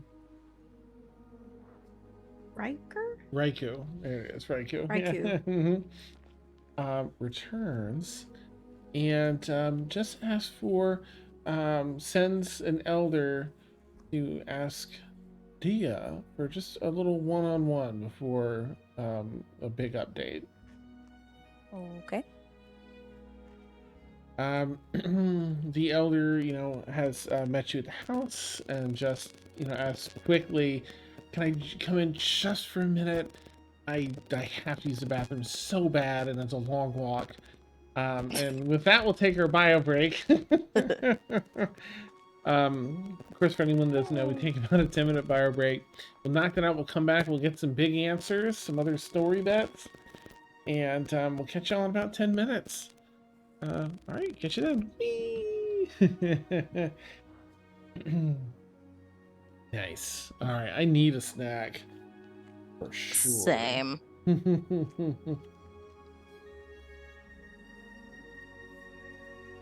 All right. Yeah.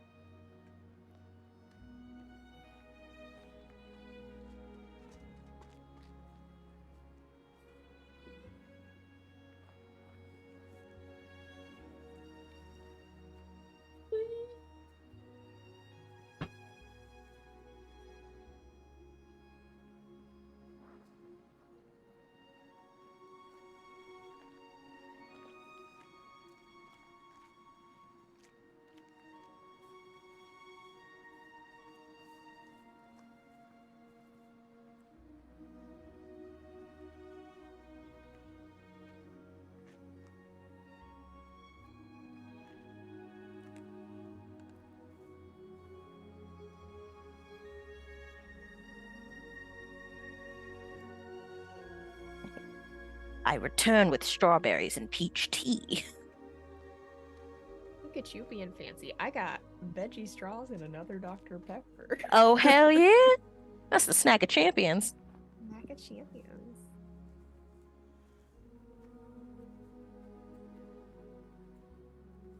Let me not put my mic right next to my mouth.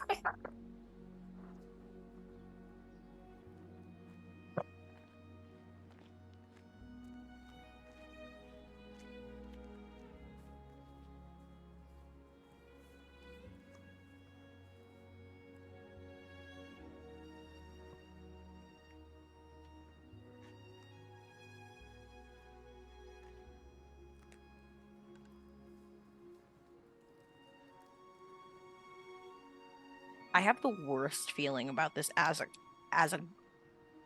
Asgarath.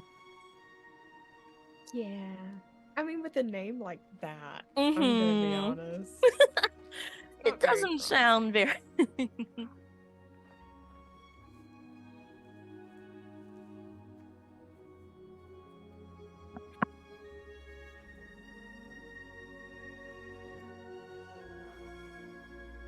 And they keep saying integrate with the world. And I'm like, what does that mean? Just like reveal yourself, or I don't know. Maybe I'm getting too caught up.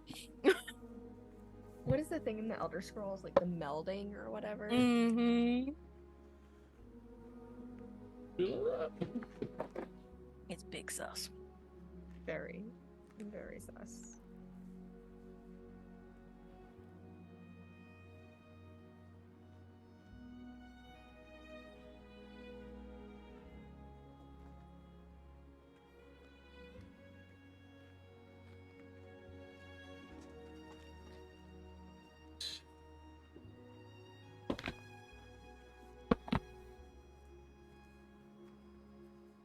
Thanks.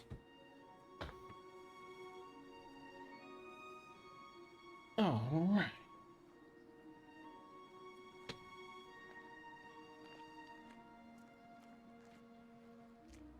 Yeah, scarfed out a fluffernutter. My apologies. But it just... But I'm so hungry.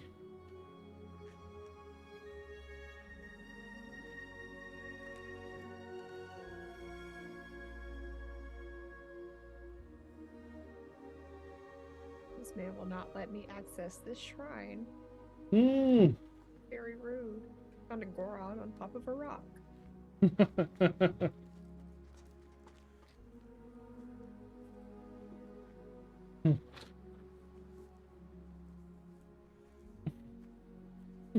What the heck? Hmm.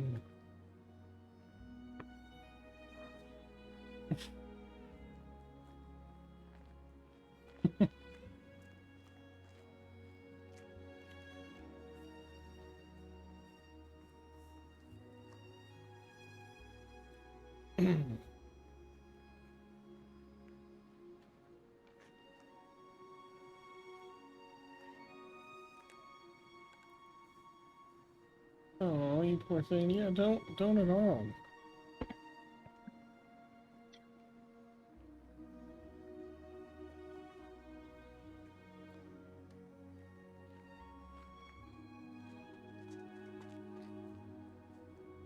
I feel like I'm sitting in the same spot that I was before, and yet There's just the something way that's that I just am, different. like, looks different. I look shorter. I don't understand what happened. You climbed the mountain. It's fine. It's the price of being short, I guess.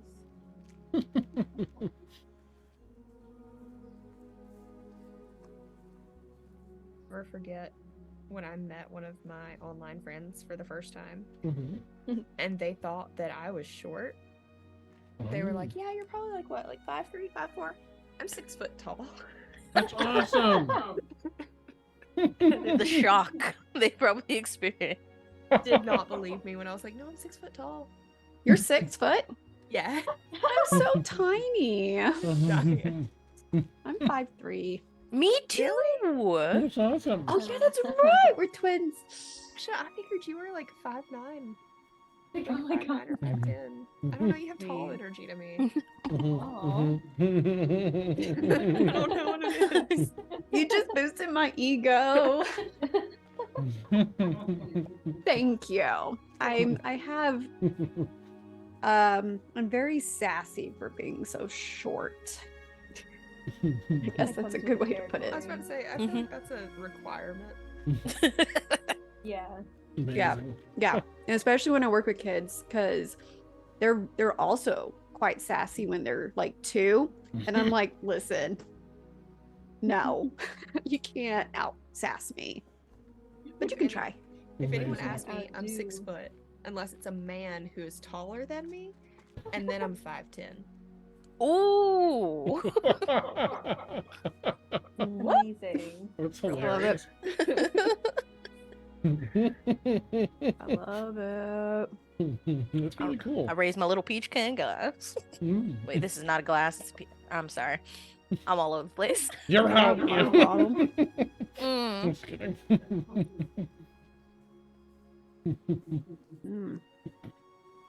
That's awesome.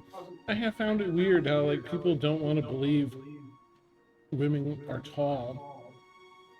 You know, and then we'll even like I've known guys to say like, "Oh, I'm this tall, I'm this tall," and then they'll meet. You know, I also see a lot on TikTok, and then we met, and suddenly they're you know an inch shorter than they were because the woman's whatever height.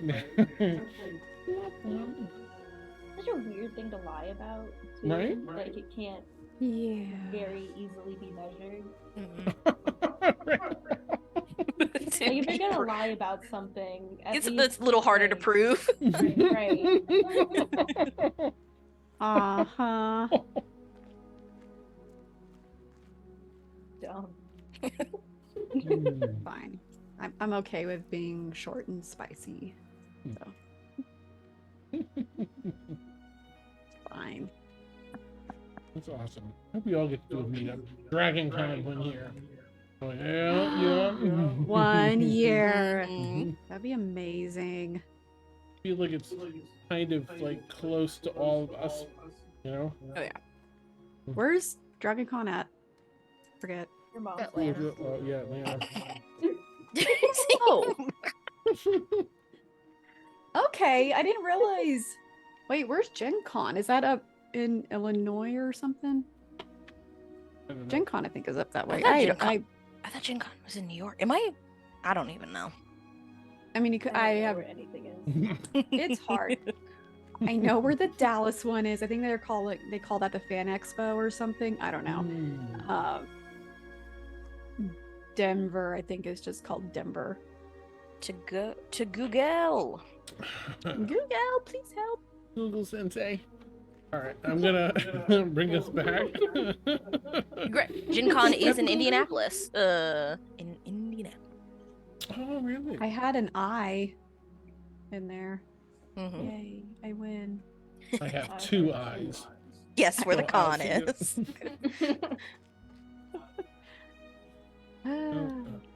This? Okay, no.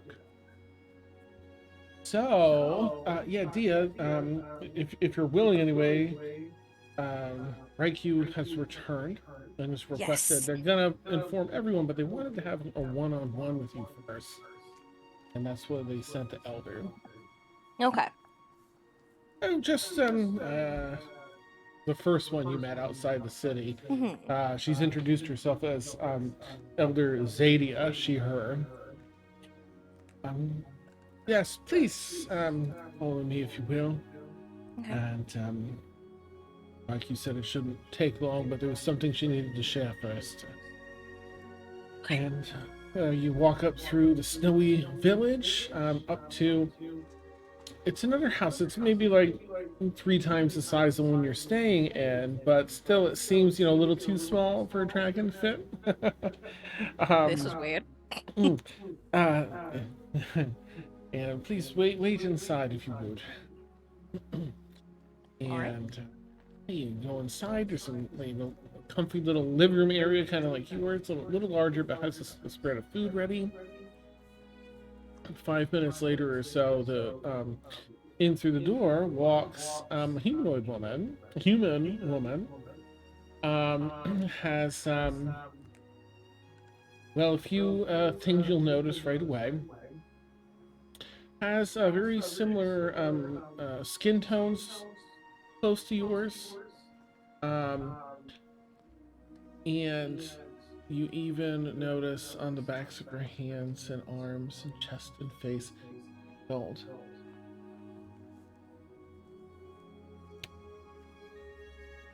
Dear,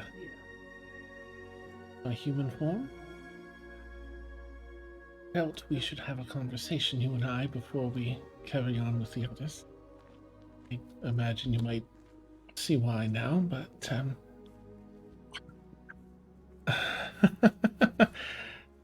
please, let me pour you a drink. And then, like, fills a big one up for you and for her. Well, where are we? Again, I'll have to reach back a bit into just the start of the beginning. And I feel like we'll connect along the way in the story. I have to share first the early years here in this new world were chaos. We were told to reside somewhere safe and remote and stay out of the rest of the world. Or, as we learned many times over in our previous worlds, our kind is often hunted for any number of, well, parts of our that give us magic, our arcana, parts of our body talents, even our teeth were so highly prized that many would hunt us. It takes an extraordinary force to take us down, of course, but it's not impossible. So we found ourselves here, but the chaos early on of settling in a new world, and as everyone was at the time, after dealing with 100 years of war between primordials and deities, and with only 5 or 6 of us remaining, it was tumultuous and very, it was frightening. I had lived a good several thousand years in the world I came from, but did not know there's a difference in fearing for one's own life and one's entire species. But with a few unhatched eggs that made it through the Sundering, of course, again, we were not only in hiding here, but in extra protective of our secrecy as we remain to this day, and the safety of the eggs that remain. But in those first years, there was a mortal, several, that was a mortal that found his way to Kullt Versi with a troop of travelers. Unlike many mortals I knew in my previous world, there was no fear or judgment or malice or hatred in his actions. Those he traveled with referred to him as Byakko. They were apparently mapping the land and seeking others that were thrown into this new world. I found him to be honorable among mortals and kind, and his moral compass, I found it to be finely tuned. And he and I formed a strong bond, and not much later than that, turned into a rather intense affair. She hangs back a little for a drink. And so, not long after that, our daughter, Mindatis, was born. just full spit take. Yes. I see then. Yes, Mm. I'm curious to know more details. Of course, I have questions as you likely do. But I'll continue the story, and then we can ask one another our burning questions.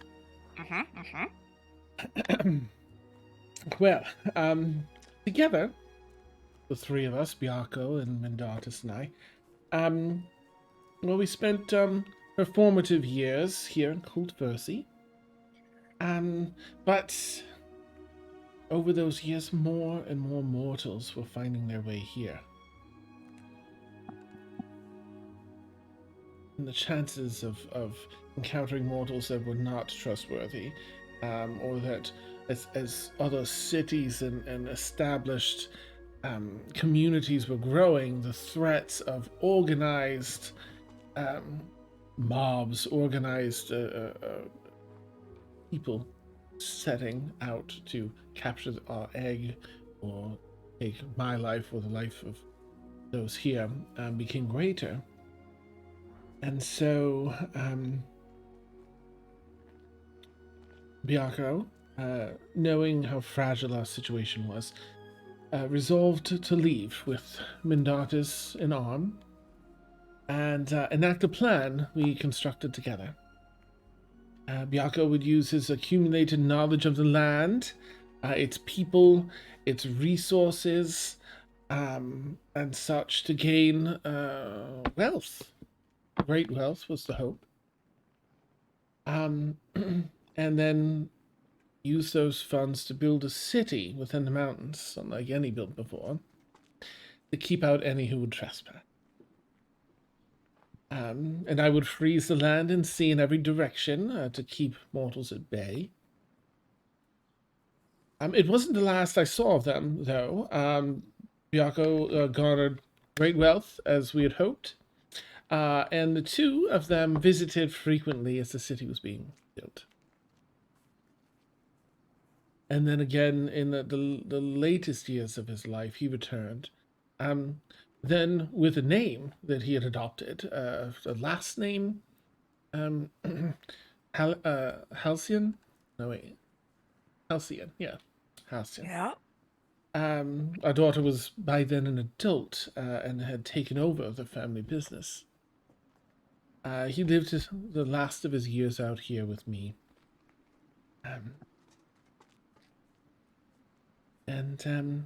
These are those you see in the city where some of the troop and those that arrived in the early days wished to stay and help protect the city and help protect the egg and myself, and many wish to become Dragonborn as you know them today. So I granted them such. Much easier to handle the cold, of course. Greater strength, shorter lifespans, but just what they wished, and so I granted them that. And the descendants of those you see here today in the city. Well, that's the important bit. When you showed me the gold, I'm very curious. I feel that you must be born of Mendatus or somewhere in her line.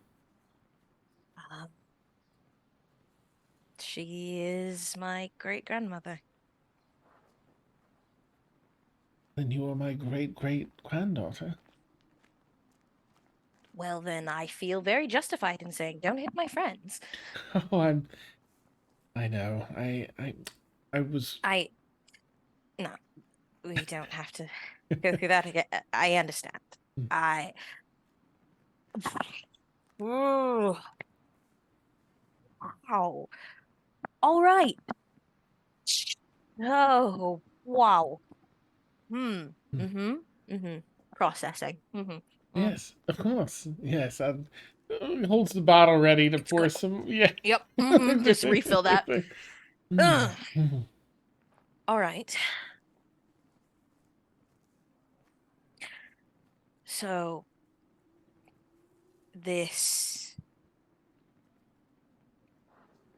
foretelling of me coming. That's not a... I get to see my great-great-grandchild. It's significantly more, isn't it? It is. This... I will share the details once we're all gathered, but please know that above all else, calling or otherwise, whatever you may consider what Asgrath told me of you and prophesied, above all else, you are my great-great-granddaughter. This will be information shared, not destiny set. Right.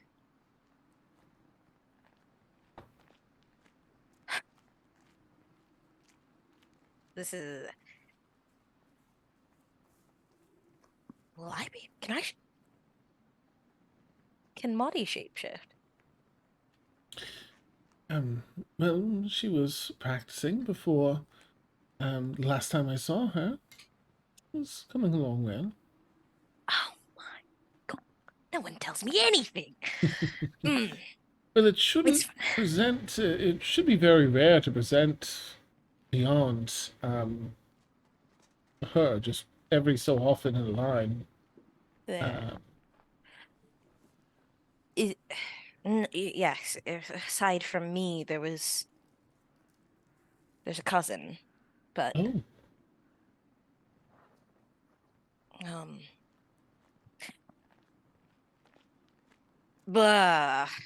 perhaps that in itself is a whole other story. And many more drinks. Grandmama.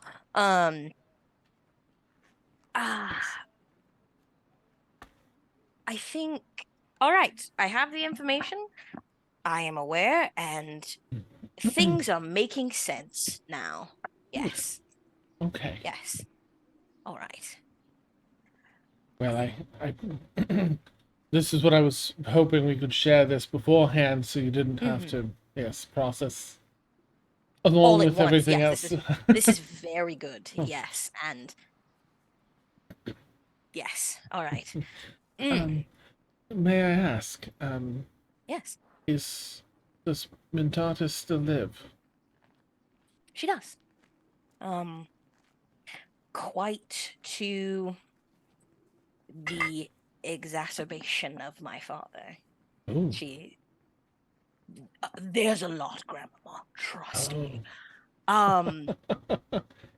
But no. Is she happy? She is happy when I was able to see her, though I'm now realizing that people are very good at disguising their emotions when necessary. But, well, I mean, she's your daughter. You know how smart she is.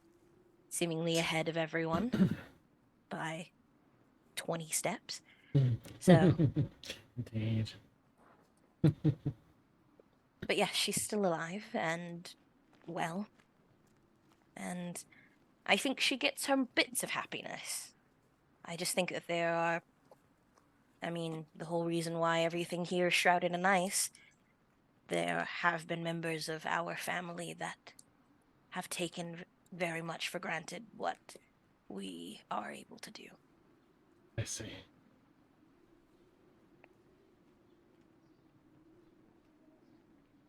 I have hopes of being able to leave this place. I know that might sound terrible, but I feel comfortable sharing it with you. This egg is, not my own.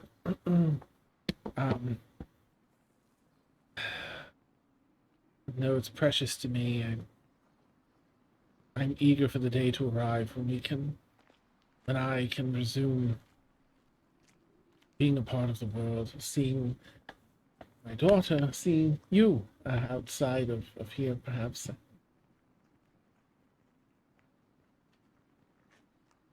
burden feels heavier on some days than others.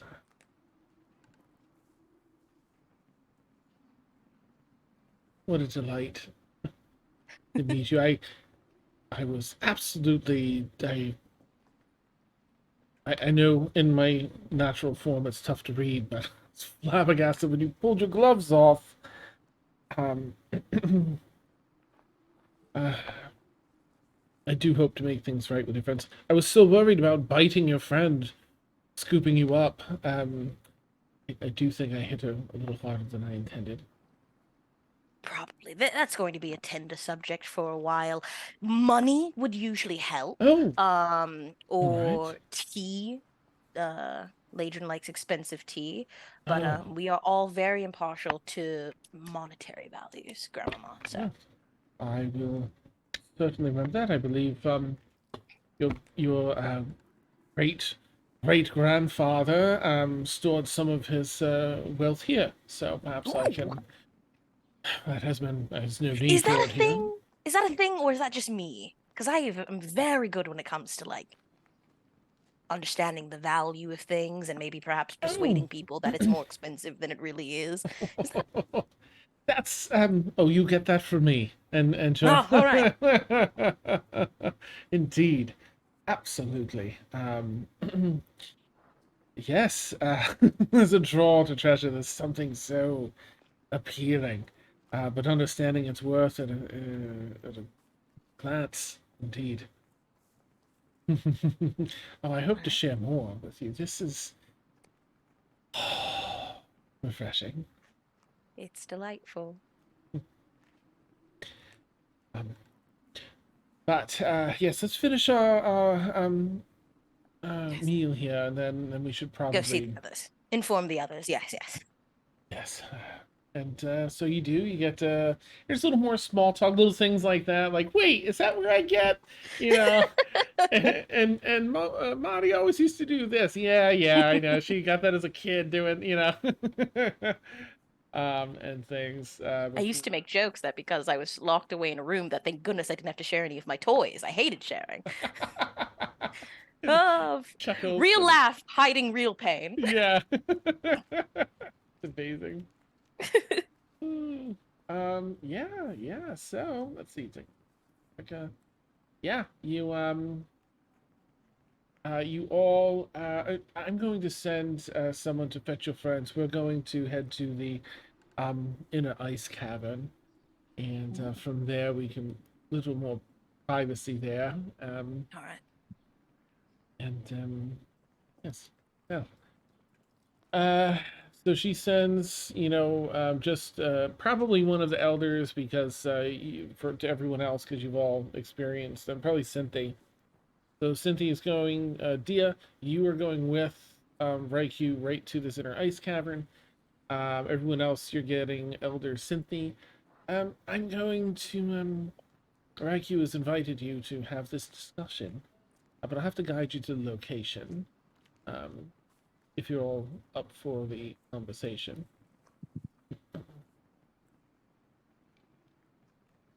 Imagine everyone is. So you'll scooch along.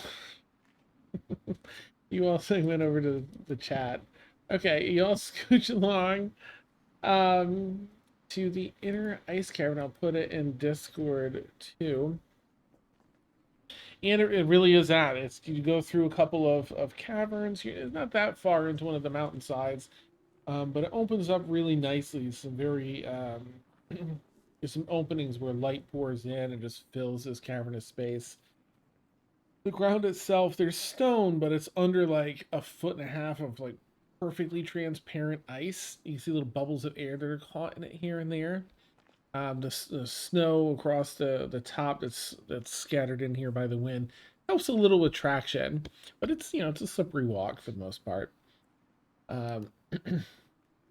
Until you're all here, you're greeted with Raikou in this. Actually, Raikou's going to ask you, Dia, on the way there.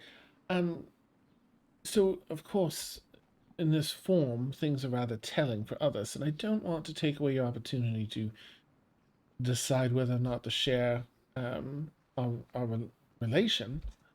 Would you like me to? I can be in my dragon form for this, my natural form, or I can stay in this if you want to. Oh, I mean, I was going to tell them immediately. Oh, right. Uh, I haven't told them my full name yet. That comes with Oh, things. understood. But I do plan on telling them. But no, I was going to tell them that All right. Well, I'll stay in this form. That should expedite. I'm a dragon. Wonderful, wonderful. All right then. Plus, it might help ease the tension. The other form has some pre-context of fear and tail swatting. So Yes, it's true. Yes. Oh, I think it's a little sigh of regret. Um, okay, so the rest of you are there in the cavern first, and you're just waiting for Dia and Raikou to show up.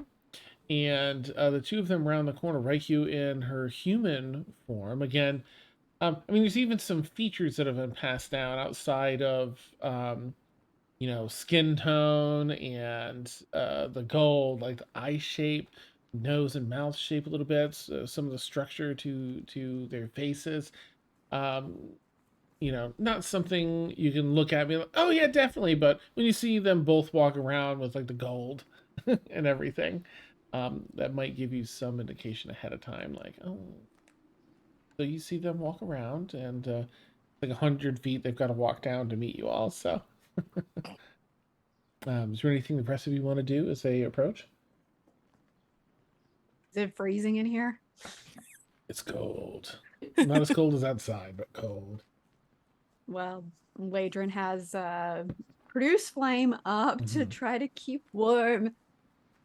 Nice. Pretty blue. Yep. As soon as they turn the corner, there's just like you can just see the gears turning in Tuna's head.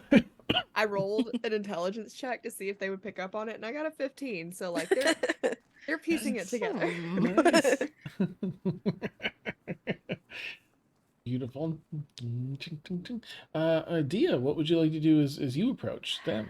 yeah. So, everyone, in addition to the introductions, this is my great grandmother. It's nice to meet you again. What? Yeah. What do you mean again? I'm Raikou.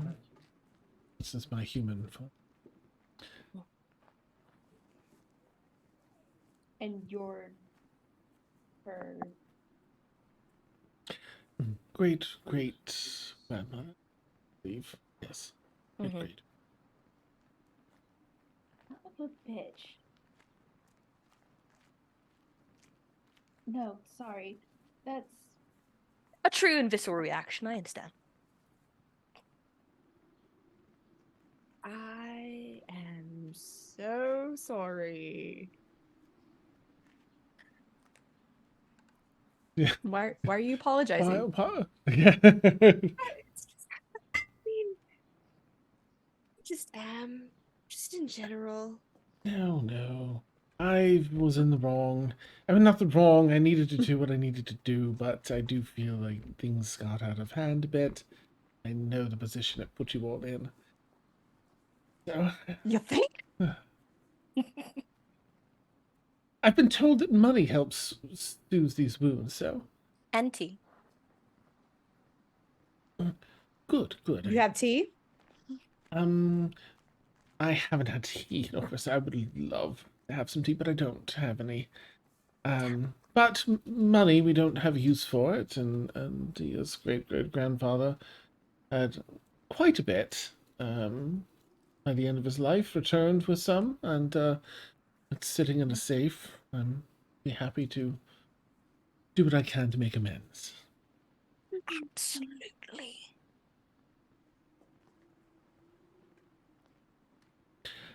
But I will just step back. I do have information to share, but not at the cost of sorting this out. So if you have anything you wish to discuss among yourselves, please do. Right. So, how are we all feeling? Feeling I guilty really- for the. Oh. Oh no.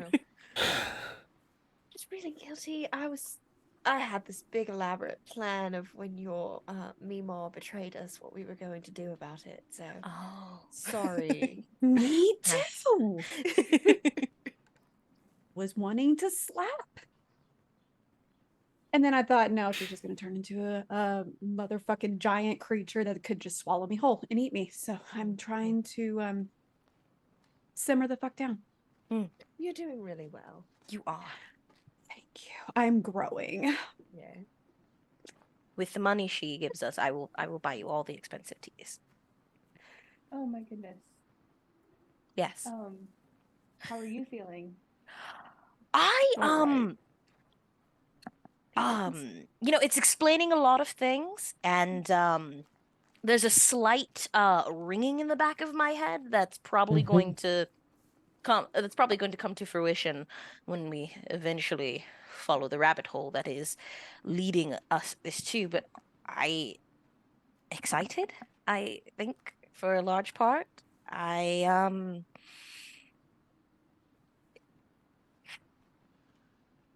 Oh boy, I want. Oh goodness, I'll tell you all about my. Aside from the stuff that's already been shared, my family situation is tenuous and comes with a lot of politics, and this a lot. I'm feeling a lot. Look happy. I think I am. I wasn't expecting to find more family up here, and so I was very excited and delighted at that prospect.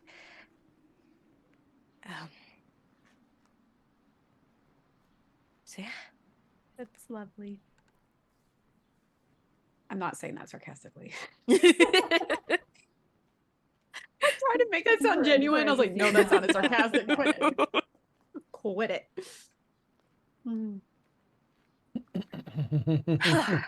But let us see this treasure trove my great grandfather left. See if we can find some things, and also then see what about this Asgaroth foretold us something along the lines of something happening. Grand.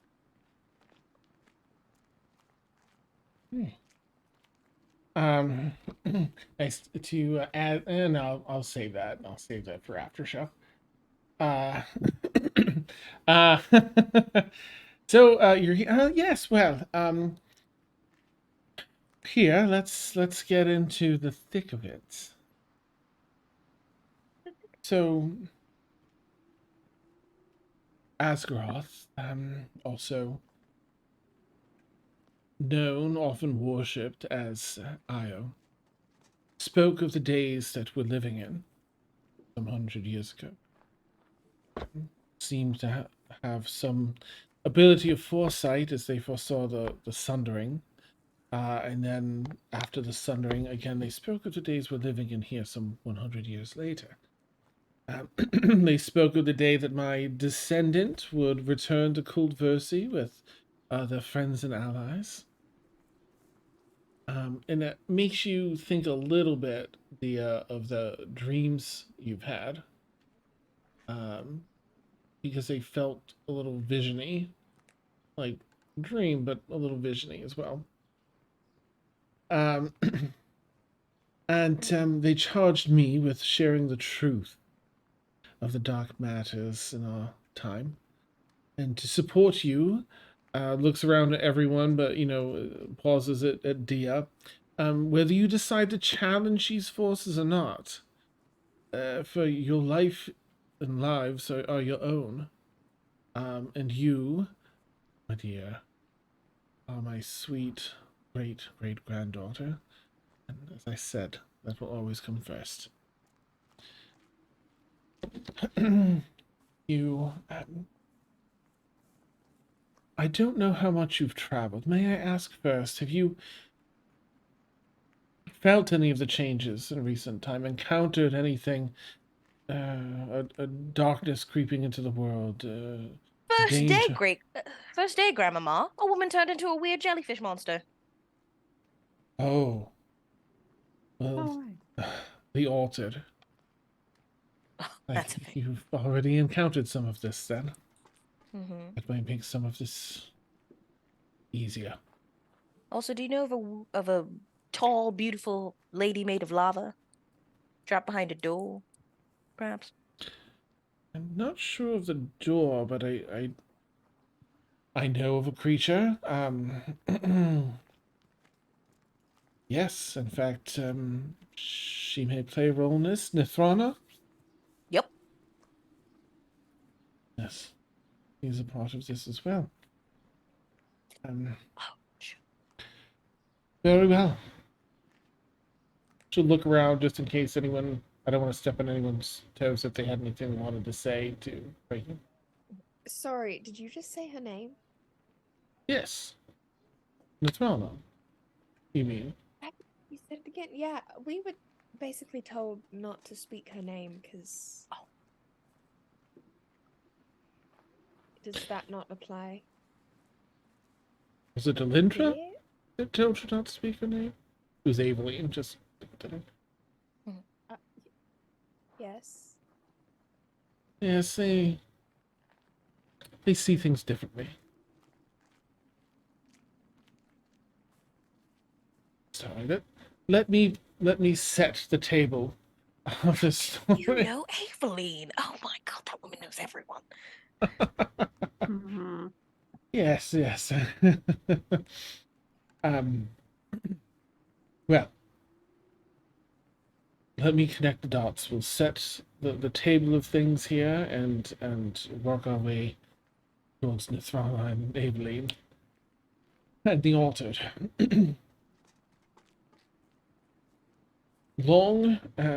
Lost the time long before the war. There was an assortment of powerful creatures and ancient primordials known as the Seven Lost Gods. While not necessarily deities, creatures of varying types, again, some ancient primordials, well, they are seeking revival. The end goal is to revive the most powerful among them, known as entropy.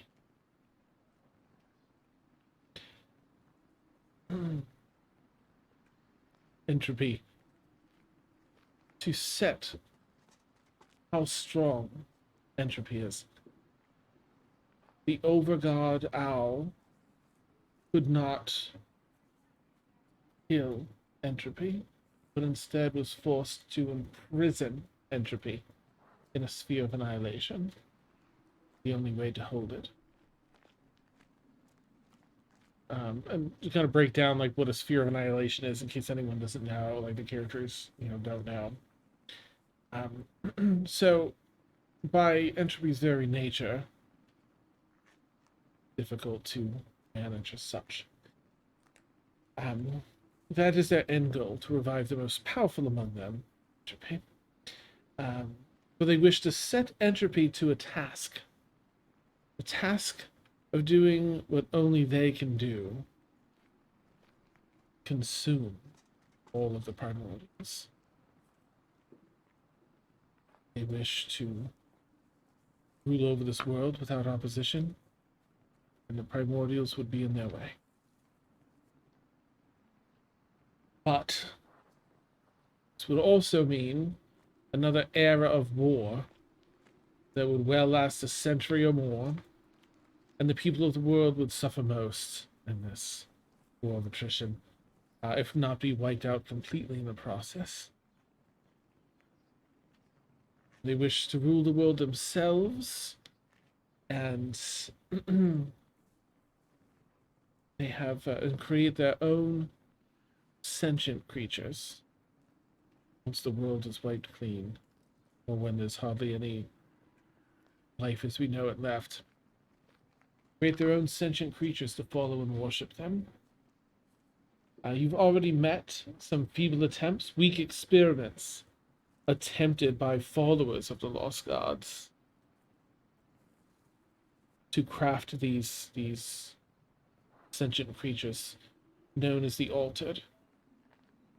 They take existing life and try and transcend it to this form that will worship the seven gods and serve them.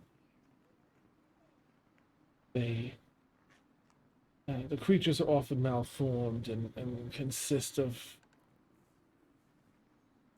a thick substance like tar or congealed oil. They're stronger than most humanoids, and their intention is to have them further serve to further the gods' goals, the goals of the gods that made them. There are cultish worshippers currently behind the scenes that, with the knowledge and power they have access to currently, are only able to make these failed experiments, these weakened, altered.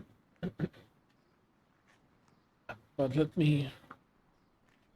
I will tell you of the seven lost gods, but I should pause here first and see if you have any questions for me.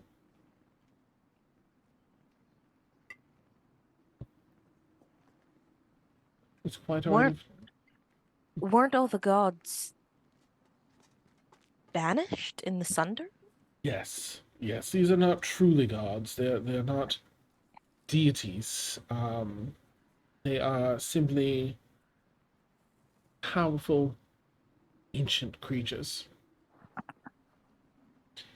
Some primordials, others creatures of different origins, but none truly deities. The seven lost gods is more of a name for these powerful beings that were locked away a very long time ago. Why do they want to consume the primordials, you called them? Yes, all the primordials that exist today. They wish to not be trapped again. It was the deities. This was across several worlds. So primordials sealed some, deities sealed some others. Long ago, and they wish to have entropy consume all the primordials, so that they have no opposition, and in the process, so those who inhabit the world will likely perish or nearly perish. And they wish to make the world their own, create their own sentient life that worships them and them alone. Become truly the new gods.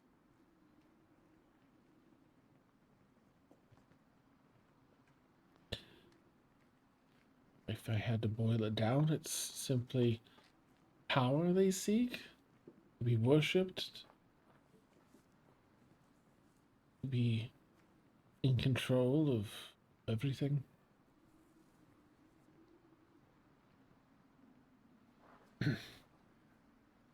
I will share some of the details that I'm aware of these seven lost gods. The first is known as Camnod the Unseen, Camnod.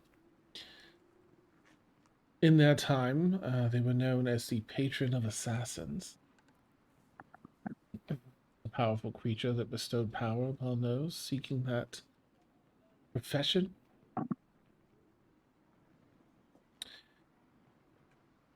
The next, not much is known, but their name is Hask, Haask. They are a form of patron or entity over shape changers.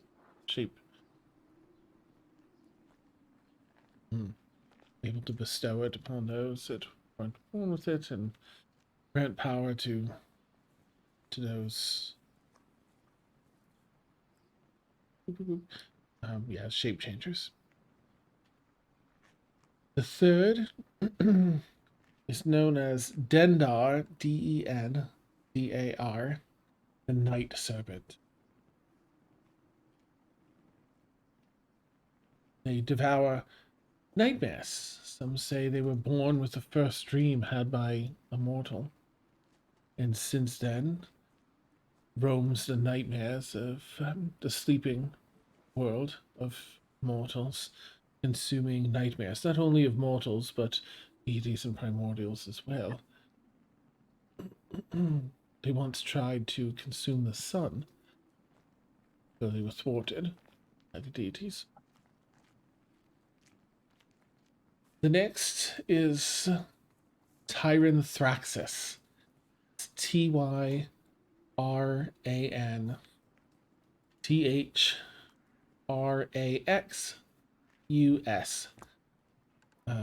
Tyran Thraxus, the possessing spirit. Patron over possessing others. Able to slip in to any other living creature, including some deities and primordial, with none the wiser. Adopt their memories, act and behave as they do. The next is known as Borem, Borem, of the Lake of Boiling Mud. A primordial.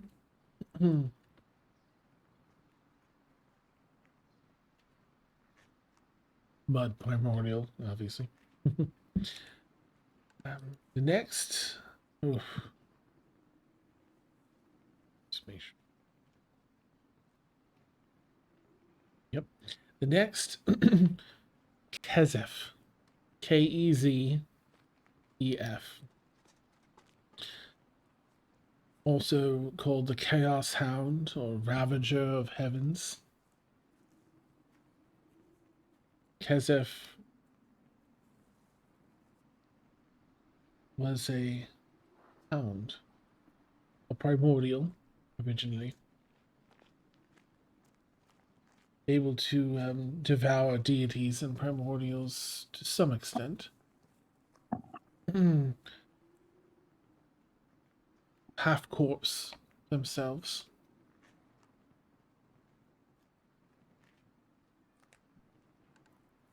Oh, I'm sorry. It's not deities they ate. They eat the faithful of deities, those that serve deities and primordials. They consume them.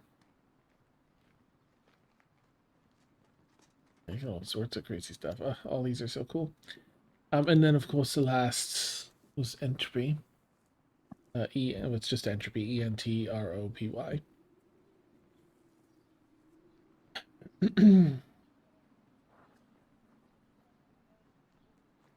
There is more info to be known, but to further understand, you need guidance from those that understand the Lost Gods, what they seek, how they will go about it. Without them, should you choose to accept any sort of challenge or responsibility in this, or again, this is your choice. But if you do, without them, without those that can grant this insight, you cannot hope to be victorious. For sheep do not understand the thoughts of people. You cannot ask a sheep to predict the actions of people. Nor can you ask a person to understand the machinations of the gods and primordials. You need to seek those out on equal footing. There are those that can help. Some that can help, that have the desire and the power, but who are not willing to do what needs to be done in whatever challenge or battle may come ahead. In order to not risk the few, they risk losing everyone. Too cautious. And then there are those that can help with the power and the willingness to do, also the willingness to do what must be done, but lack those around them to keep them in check. They risk too much instead, and the cost may outweigh the results. Both are necessary to achieve success and keep the world from plummeting into extinction. The former in this list, I would place Alindra on equal footing. She is the type that has the power, but not the willingness to do what might need to be done. The gray areas. The next, I would seek Nathrana. She's in the latter camp. She has the power and is willing to do what must be done, but doesn't have those around her to keep her in check and go too far. There are two others that I can guide you to. Seem to be familiar with Alindra and Nathrana, so I freely share their names, but the other two I shall wait. Let this soak in. This is what Asgarath left behind for me to share with you. Give pause to see what you're thinking, how you're all feeling. If you wish to know these other names, I shall share them.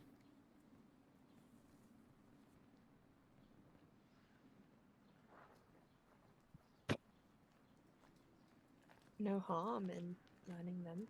I see. The more information we have, the better informed of a decision we can make, I suppose.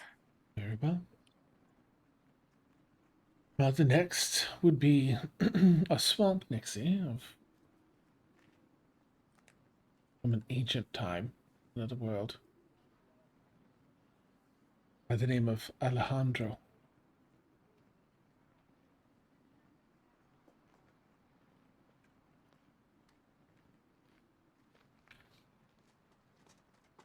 They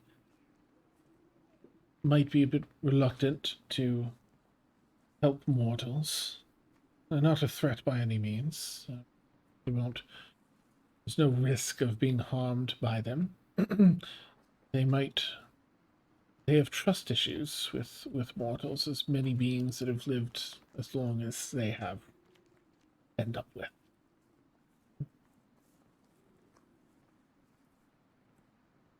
And lastly, likely the first person I might recommend you visit is Lilith. She resides in Moonfell.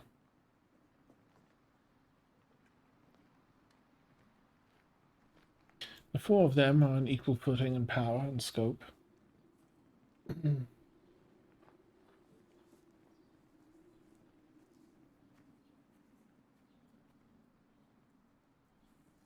I know this is a great deal to share.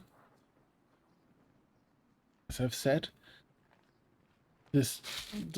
information does not enforce any responsibility to take on any of these tasks. If Asgarath wanted you to hear this, I'm sure that whatever the outcome,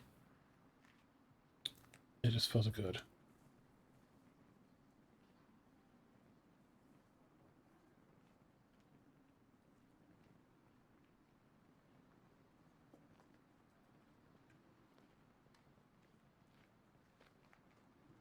How is... Does anyone have any questions? How are you feeling with this information? You said Windfell. Moonfell. Oh. It's on the northwestern peninsula.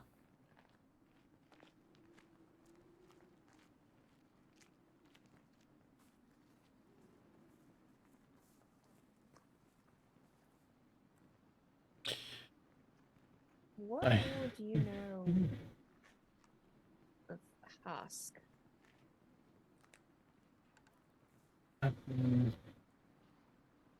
Oh, Hask. Husk, yes. Only that, so let me see if there's anything extra that she would have been.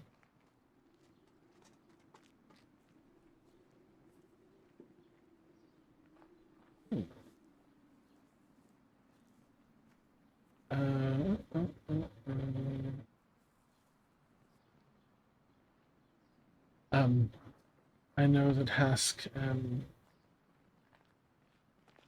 while a shapeshifter himself, often took the form of a minotaur.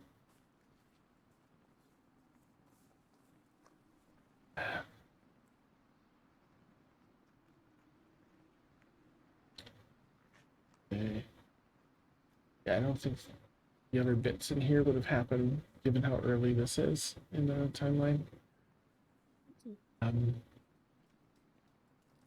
Yes, simply that they hold a great deal of power, were sealed away some time ago by a group of powerful mortals with some relics of magic.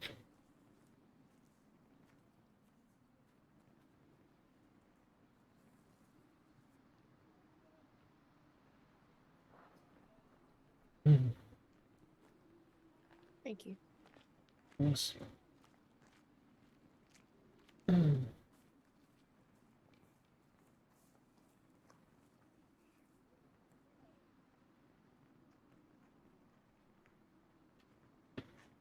Adrian's just trying to keep warm while she's listening to all of this.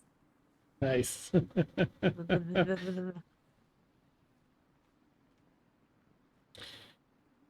Well, I imagine, looking over at Leadrin, I imagine this is all the information that I wish to share here in secret or secure location. I imagine you're cold and otherwise welcome, of course, to return to housing. Consider what you've heard. If you end up wishing to pursue this, out of those four,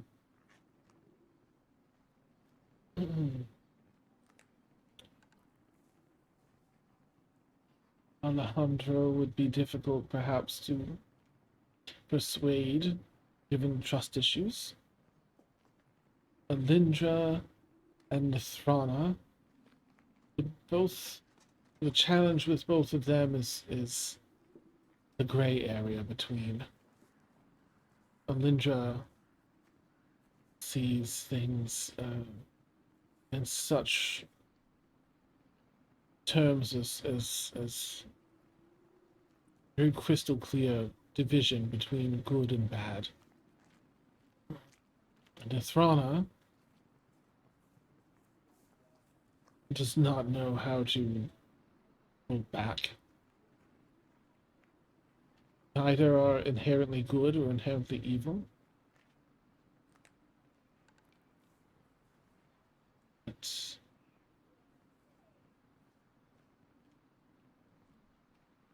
as I said, Nathrana is much more willing to do what must be done, but doesn't know how to stop when things are accomplished and needs people around to keep her reined in or to learn how to do it. And Lindra won't take the risks that might need to be taken. But Lilith is certainly the first I would speak with, because Lilith knows the danger of these lost gods, having lived in a time and ancient times when some roamed the world. I should mention, Then it is a primordial vampire, so she's lived an exceptionally long amount of time. She'll be the most willing to share what she knows and assist. There still might be some bargaining.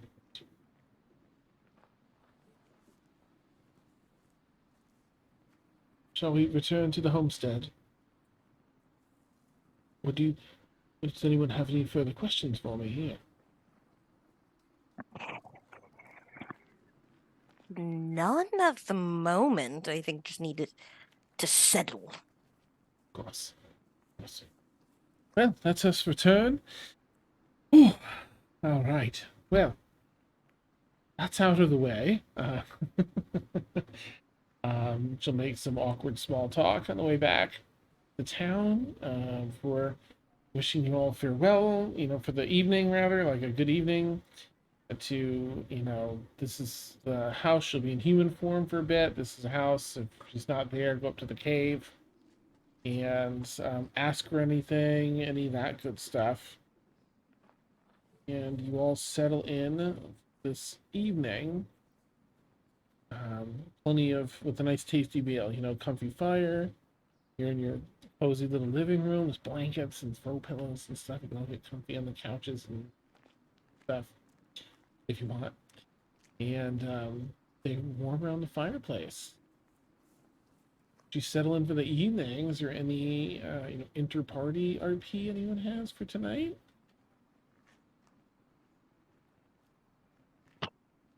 It's okay if not, but I don't want to skip it. I think I gotta look through my notes because some of these names might have been mentioned before. So. Okay, so we traveled for 3 weeks, and then it was a day and a half. Moon? All right, there was only I think when you got here, there was a week left, so it's really soon. Cool. You I'll have wait like to address it. 3 days, yeah. Cool. I'll wait and address it with everyone, maybe like next session. But shouldn't be here, yeah. Yeah. Hey guys, you know how there's a giant dragon? Yeah, we're gonna need her help. Nice. Awesome. The whole fountain omelet, yeah. No. Okay. So as you all settle in, things are kind of reeling. Everyone's trying to process. You've got your tea, on the coffee table out there by the fireplace. It's chill, get the thick blankies up and wrapped around, and everyone's just like the Avengers in the restaurant there at the end of whatever movie that was, and just like, what? As a fire crackles in the fireplace beside you all in deep contemplation, we'll go ahead and end tonight's session there. Oh, yay! We survived! Nice. All right. So, yeah, thank you, players, for an amazing night of beautiful roleplay all around. And thank you, viewers, for hanging out with us. If you're new and you had fun, consider giving us a follow. We've got other D&D content across the week, and that way you can be alerted when we go live. But I hope that at the very least we'll catch you next Tuesday night. We've been watching Sundered Faete, our high fantasy D&D campaign. Yeah, tune back in next Tuesday and see like where we go from here. Some big campaign setting stuff dropped tonight, so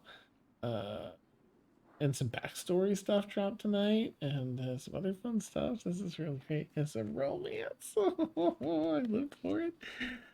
Yeah. So have a wonderful night, everyone, and we will catch you. We'll catch you next time. Take care, everybody. Bye.